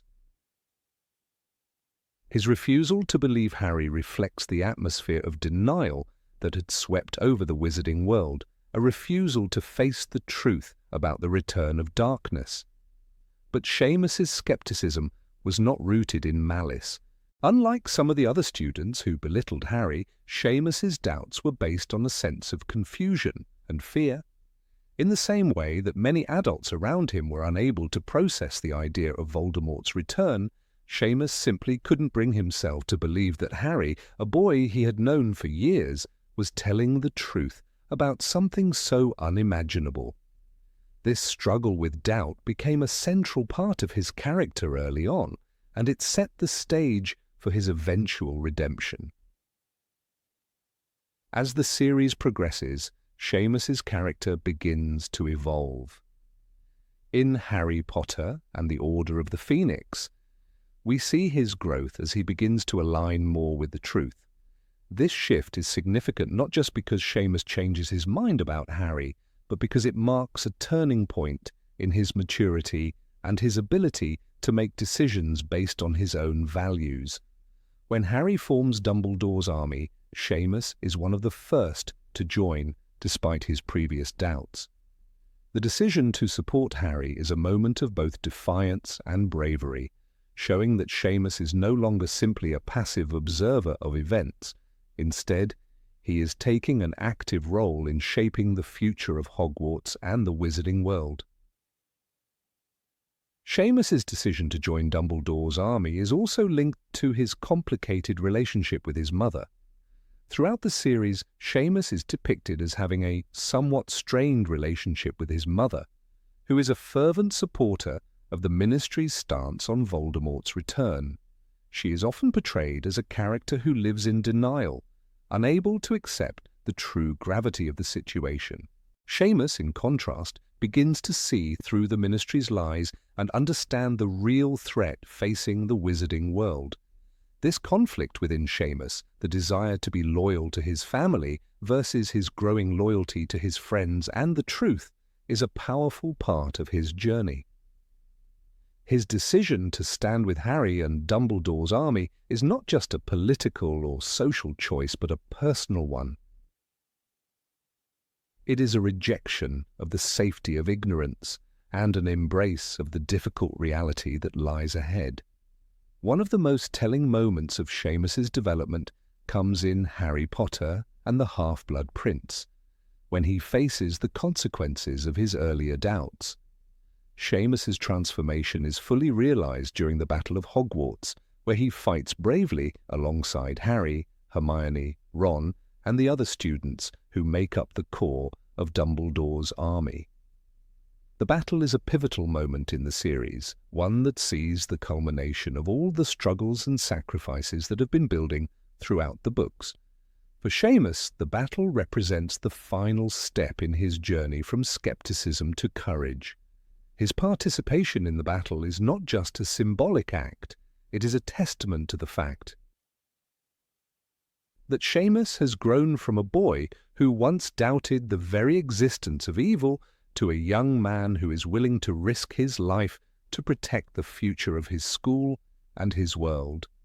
The Battle of Hogwarts is an intense and brutal fight, and Seamus is not immune to the dangers it presents. However, his role in the battle is vital, and his participation serves as a reminder that courage comes in many forms. Seamus may not be the most powerful wizard in the room, nor is he the most well-known, but his bravery in standing with his friends and fighting for the greater good is significant. The fact that Seamus, who once doubted the very existence of Voldemort's return, now stands firmly in the fight against him, is a testament to his personal growth and the realization that his loyalty lies not with the Ministry, not with his family, but with truth and justice. In many ways, Seamus represents the ordinary wizard's path toward understanding and responsibility. While Harry, Hermione, and Ron are often thrust into the center of the battle against Voldemort by their status and their roles, Seamus's journey is more relatable for many readers. He is not born into greatness, nor is he initially equipped with the knowledge or the confidence to take on such a massive challenge. Instead, Seamus's story is one of gradual growth, of learning to overcome doubt, fear, and confusion, and ultimately finding his place in the fight for what is right. Seamus's transformation also reflects the broader theme of the Harry Potter series, the idea that courage is not the absence of fear, but the willingness to act in spite of it. Seamus, like many of the other students at Hogwarts, is not a natural hero. He is flawed, unsure of himself, and often caught in the crossfire of greater forces. Yet he rises to the occasion when it matters most. This makes Seamus a compelling character, one whose story resonates with readers who may not see themselves as destined for greatness, but who can still make a difference through determination and the willingness to stand up for what is right. In the end, Seamus Finnegan is not just a side character or a comic relief figure. He is a symbol of growth, loyalty, and the courage to choose the difficult path.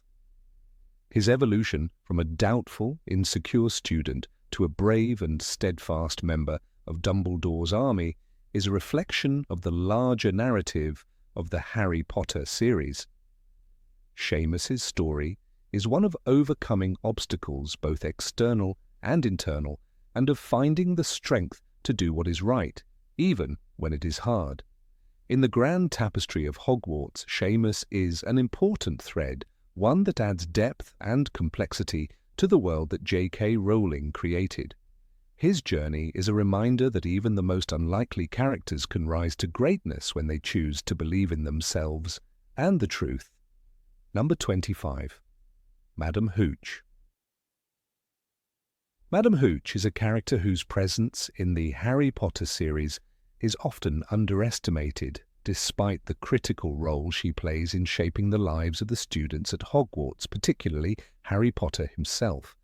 Appearing primarily as the strict but fair teacher of broomstick flying, she is one of the few staff members who both instills discipline and shows genuine care for the students under her charge. Though she is not as frequently mentioned throughout the series as other teachers, her influence is deeply felt, especially by Harry, whose confidence as a Quidditch player was solidified under her tutelage. From the moment Harry first meets Madam Hooch in the Philosopher's Stone, it's clear that she is no ordinary teacher. She arrives at the flying lesson with silver hair pulled tightly back, her piercing yellow eyes scanning the students. With an air of authority, she explains the intricacies of broomstick flying to the first years, displaying a level of competence and expertise that immediately sets her apart. What stands out, however, is her strictness. She is not a teacher who simply allows students to experiment freely with magic. Instead, she demands discipline and care. She doesn't hesitate to intervene when things go awry, such as when Neville Longbottom falls off his broomstick and gets hurt. Madam Hooch's quick response and no-nonsense attitude are indicative of her deep understanding of the dangers of flying and her commitment to ensuring her students' safety. This moment is crucial because it establishes her as a character who prioritizes responsibility, but does so with a quiet, underlying concern for the students. While her role in the first book is significant, her importance is not fully realized until we delve deeper into the series, especially considering the ongoing impact her flying lessons have on Harry. When Harry, initially clumsy and unsure of his abilities, successfully catches the golden snitch during a practice session, it's not just a random occurrence. Madam Hooch's teachings, her guidance on how to handle the broom, and her understanding of Quidditch all come together to give Harry the confidence to perform. Though her role here is subtle, it is undeniably vital. She is the one who recognizes Harry's natural talent as a seeker, setting him on a path that will not only define his future at Hogwarts, but also become central to his journey as a wizard. Without Madam Hooch's lessons, Harry may have never had the confidence or skill to excel in Quidditch, an experience that would ultimately help shape his character and establish his reputation as a talented athlete.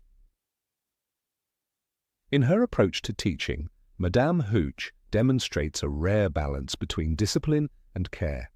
She is not a teacher who dotes on her students or indulges them, but she does have a certain affection for them, particularly when they show progress or succeed in their tasks. Her teaching style, which often combines tough love with a hands-off approach, reflects her belief that students must learn through experience, but also under the watchful eye of an authority figure. Madam Hooch's willingness to step aside and let her students test their limits, whether it's flying at top speed or playing in a Quidditch match, shows her respect for their autonomy. Yet when the situation calls for it, she steps in to offer guidance or prevent harm, a quality that makes her an excellent teacher. One of Madame Hooch's most understated contributions to Harry's growth as a wizard is the way she builds his confidence. Flying, after all, is not just about technique, it's about trust in one's ability to succeed despite the risks. Madame Hooch teaches Harry how to trust his instincts, how to believe in himself when the stakes are high. This lesson is crucial, as it aligns with the larger themes of the series, the importance of courage, trust, and self-belief. By teaching Harry to be confident in the air, she is indirectly teaching him to be confident in the face of greater dangers, whether it's facing the Dark Lord or standing up for his friends. Madam Hooch, in a way, becomes the first adult to give Harry the space to realize his potential, a moment that will prove essential in the trials he faces later in the series. While her contribution to Harry's development is often overshadowed by other characters, the ripple effects of her teachings are felt throughout the story. It is Madam Hooch's encouragement that allows Harry to participate in Quidditch, which not only brings him a sense of accomplishment, but also bonds him with others, particularly his friends Ron and Hermione. Through Quidditch, Harry learns the importance of teamwork, strategy, and competition, lessons that go far beyond the game itself. Quidditch becomes a metaphor for Harry's growth as a person, and Madam Hooch, despite being on the periphery of these events, plays an integral role in shaping his early experiences. Madam Hooch's role as a judge in Quidditch matches, while not as prominent as her position as a teacher, further showcases her character. Though she is tough on the players, she demonstrates a strong sense of fairness, making sure that each game is played with integrity. Her responsibility in ensuring that the matches are fair is just as important as her teaching role. She understands the stakes of these matches, particularly for Harry, who is playing in his first year. When the Slytherins try to sabotage Gryffindor's victory, it is Madam Hooch who steps in to ensure the game continues without unfair interference. Her ability to maintain impartiality in the face of such pressure demonstrates her unwavering sense of duty to both her students and the integrity of the game. In this sense, Madame Hooch is a character who values fairness and justice, qualities that reflect her own personal code. Though Madame Hooch does not appear as frequently in the series as some other characters, her role is far from insignificant. She is one of the few teachers who is not only deeply invested in the safety and well-being of her students, but also fosters an environment in which they can challenge themselves and grow. This approach is particularly important in a world like Hogwarts, where danger and uncertainty are ever present. Madam Hooch's role in teaching the students to navigate these challenges, particularly in the context of Quidditch, speaks volumes about her ability to prepare them for the trials they will face outside the cotidious classroom. Her few appearances in later books do not diminish her importance. In fact, they serve as a reminder that even minor characters have a lasting impact on the story. When Harry faces larger, more significant challenges in the years that follow, it is easy to forget that the small lessons taught by Madam Hooch are what helped shape the foundation of his self-confidence. The quiet but steadfast support she provided in his first year created a ripple effect that would echo throughout his entire journey. Madam Hooch may not have been one of the most prominent figures in Harry's life, but her influence was integral to his growth as a wizard and as a person. Looking at Madame Hooch's character from a broader perspective, we also see how her role fits within the larger theme of adult figures in Harry's life who serve as mentors, even if in small ways. While characters like Dumbledore, Sirius, and Lupin often take the spotlight as Harry's primary role models, it is the lesser-known figures like Madam Hooch who also help shape his path. Each of these figures, from Professor McGonagall to Hagrid, plays a part in the intricate web of Harry's upbringing, teaching him valuable lessons that he will carry with him throughout his life. Madam Hooch's particular contribution lies in her ability to push Harry to trust in his abilities and to be brave in the face of challenge, both of which are essential qualities for a hero to possess. In the grand scheme of the Harry Potter series, Madam Hooch's understated presence is a reminder that not all significant contributions come from the central characters. Some of the most important lessons Harry learns come from those who might seem like peripheral figures, but whose actions nonetheless leave a lasting imprint. Her quiet encouragement and unyielding belief in the potential of her students make her one of the most valuable, yet overlooked, characters in the series. Number 26. Daedalus Diggle. In the world of Harry Potter, there are a multitude of characters who leave their mark on the story. While many receive the spotlight, some remain hidden in the shadows, their contributions often overlooked. One such character is Daedalus Diggle, a seemingly eccentric wizard with a penchant for brightly coloured hats and a seemingly bumbling demeanour. However, beneath his quirky exterior lies a loyal and courageous member of the Order of the Phoenix, a man who risked his life time and again to protect Harry Potter and fight against the dark forces that threatened their world. Daedalus Diggle first appears in Harry Potter and the Philosopher's Stone, though his role is seemingly insignificant at first. As Harry makes his way through the streets of London, he encounters Diggle, who is described as a little old wizard with a large purple hat and an odd little bow tie. His excitable nature and somewhat goofy behavior make him appear to be nothing more than a comic figure, someone who adds a touch of whimsy to an otherwise dark and dangerous world. However, this initial impression is far from accurate. In reality, Diggle is a key player in the fight against Voldemort, one of the brave individuals who quietly works behind the scenes to safeguard the magical community. Though Diggle's contributions are often overshadowed by the more prominent members of the Order, his actions speak volumes. It's revealed that he was involved in a number of key moments during Harry's early life, including the operation to rescue him from the Dursleys' house on Privet Drive. In Harry Potter and the Order of the Phoenix, Diggle is mentioned as one of the many Order members who helped evacuate Harry during the turbulent times when Voldemort's followers were increasing in strength. He risked his life fighting alongside others to keep Harry safe, all while remaining in the shadows of the great battle against evil. His role may have been relatively small in comparison to the likes of Sirius Black or Albus Dumbledore, but it was no less important. Diggle's unwavering commitment to the cause is a testament to the selflessness and bravery that defines the Order. Daedalus Diggle's loyalty to Harry Potter is evident throughout the series, even when his presence is more of an afterthought. In Harry Potter and the Goblet of Fire, when the Order of the Phoenix is re-established, Diggle is one of the members who is quick to volunteer for any task, no matter how small or dangerous. His commitment to the cause, despite his seemingly silly nature, showcases his true character.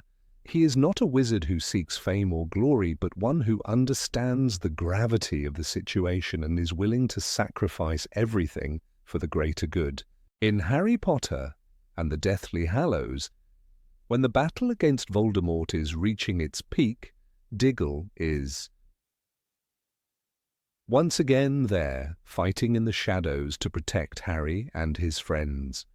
Though his name may not be mentioned in the heat of the battle, his presence is felt in every action that helps tip the scales in favor of good.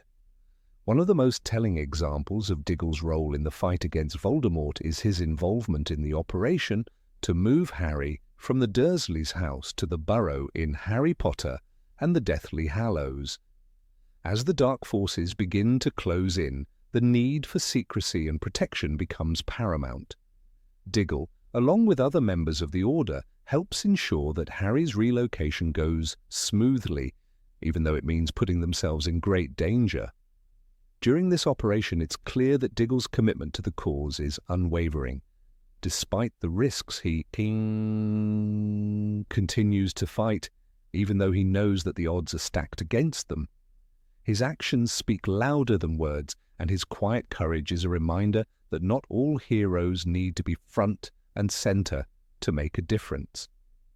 Despite his understated role in the larger narrative, Daedalus Diggle represents the often forgotten heroes of the wizarding world. He is the type of character who works tirelessly behind the scenes, ensuring that the most vulnerable are protected, even if it means sacrificing his own safety. The small, seemingly insignificant acts of bravery that he performs throughout the series contribute to the larger fight against evil, proving that every wizard, no matter how seemingly unimportant, has a role to play in the battle against darkness. Diggle's efforts, while rarely acknowledged, are an essential part of the larger story of resistance and hope. In many ways, Daedalus Diggle embodies the spirit of the everyday hero, those who don't seek the limelight but who nonetheless make a difference in the world through their actions.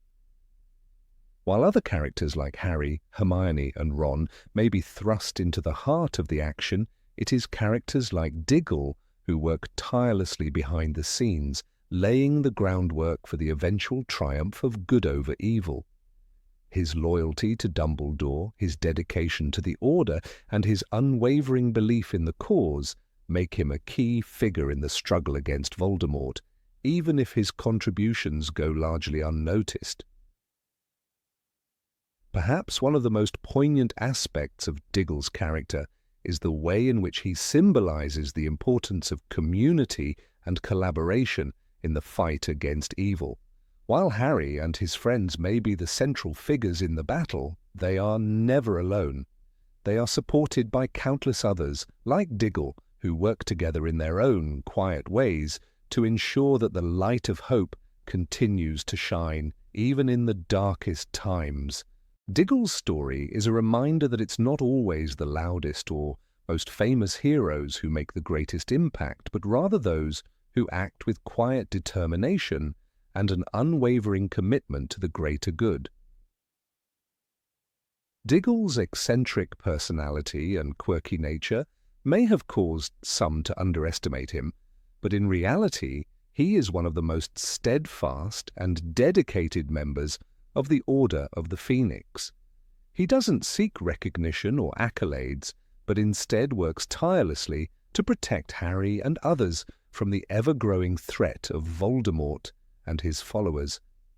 His unassuming nature makes him a perfect candidate for the quiet work of espionage and covert operations, tasks that are vital to the Order's success.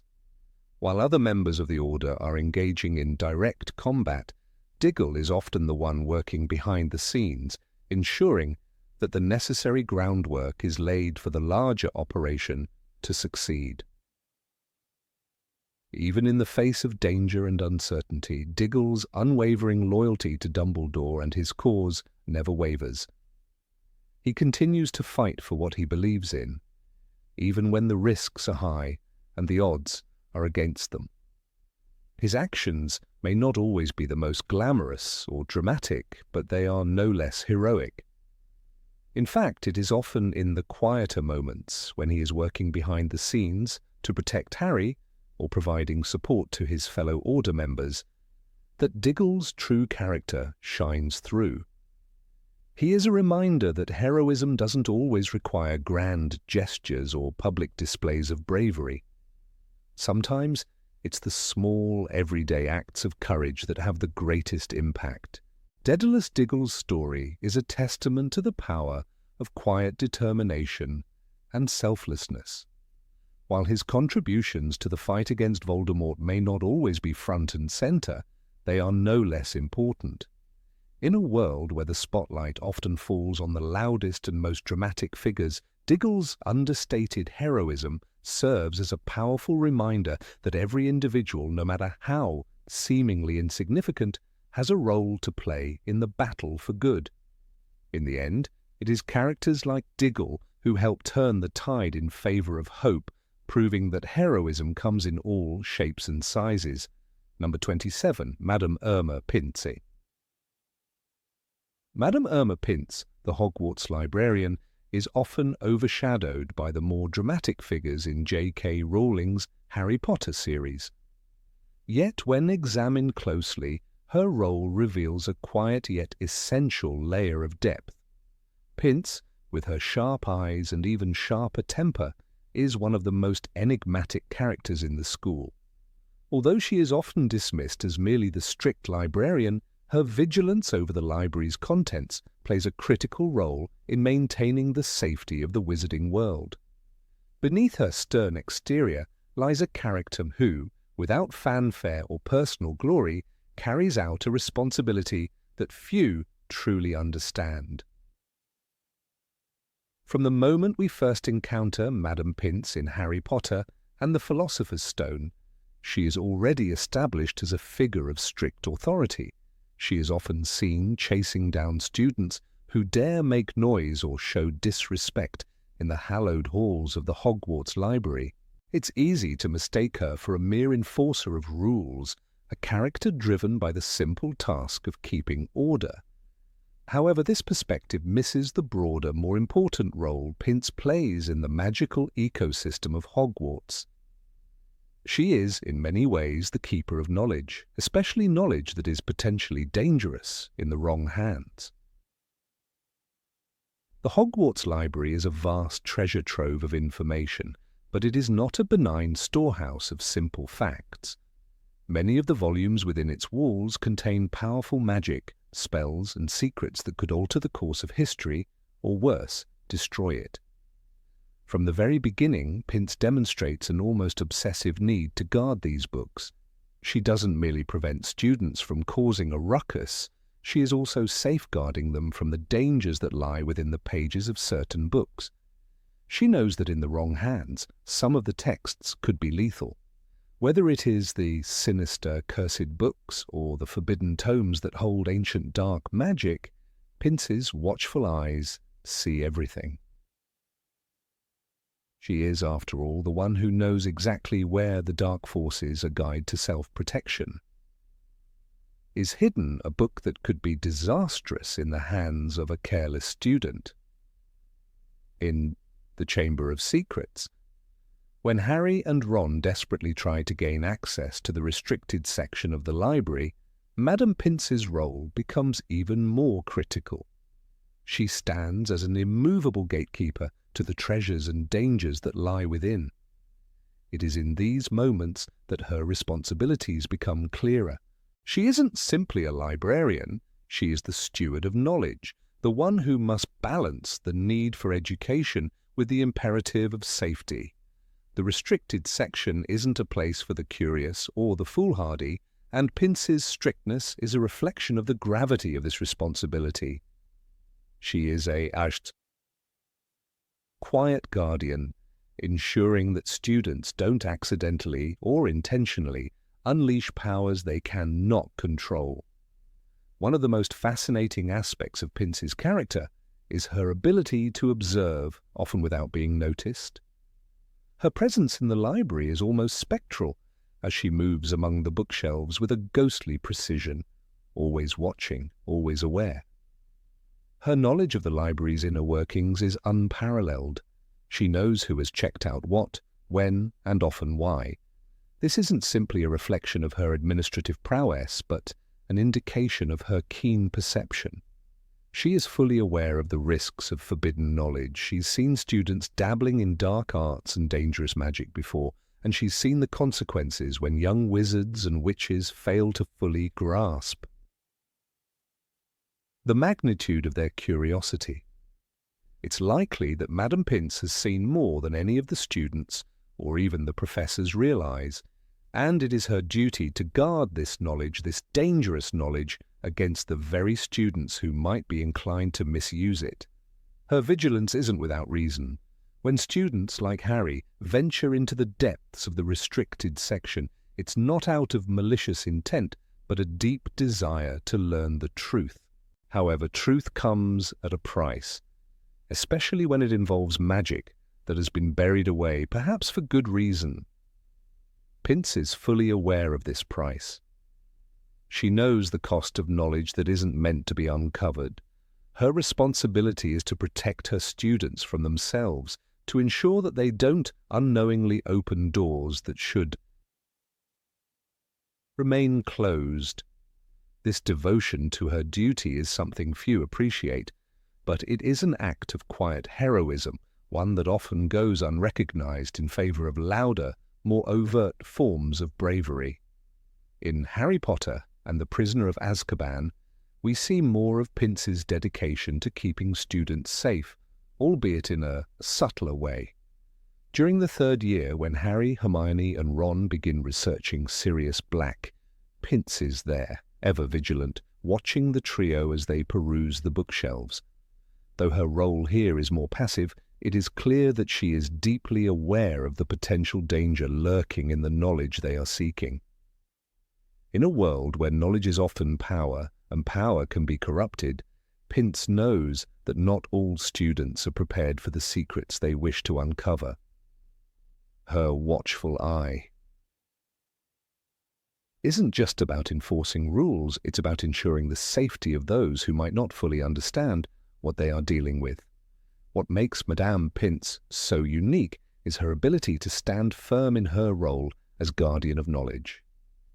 She is an individual of deep integrity, one who places the safety of others above personal recognition.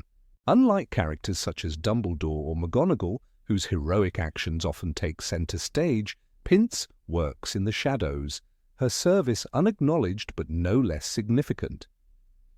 She doesn't seek the limelight, nor does she crave the accolades that often accompany acts of courage and heroism. Her brand of bravery is quieter, more understated, but just as vital to the fabric of the magical world. Though Pince is often perceived as a mere figure of authority, her role as the protector of Hogwarts' library places her in a unique position. It is in her solitary, often frustrating job that we see the theme of sacrifice. She sacrifices personal relationships, the joy of being in the company of students, and the simplicity of a peaceful existence in favor of a more serious, more difficult duty. She understands that her job is crucial, even if others don't always understand it. She takes the role seriously because she knows the consequences of failure.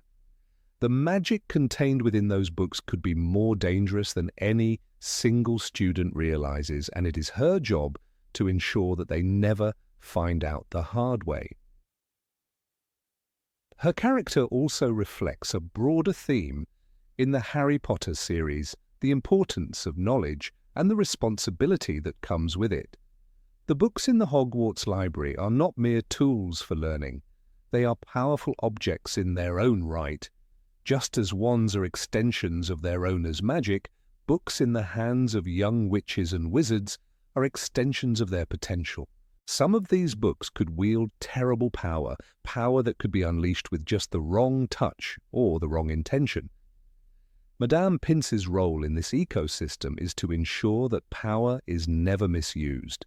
In her own way, she embodies the idea that knowledge is both a gift and a burden.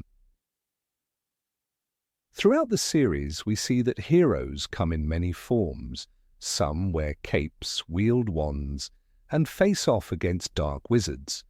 Others, like Madame Pince, wear spectacles, carry a set of keys, and protect the knowledge that sustains the very world of magic. She may not be the loudest or the most celebrated figure in Hogwarts, but without her dedication and vigilance, the magical world might be far more dangerous than it already is. Pince's quiet service is an integral part of the fabric of Hogwarts, one that deserves far more recognition than it often receives. In the end, Madame Pince's heroism is found not in the triumphs of the battlefield or the glory of public recognition, but in her steadfast dedication to her duty. She guards the gateway to forbidden knowledge with a fierce devotion, and in doing so she protects not just the students of Hogwarts, but the very future of the magical world. Her role, though often overlooked, is essential to the safety and stability of the wizarding world. She is a silent guardian, an unsung hero, and one of the most underappreciated characters in the Harry Potter series.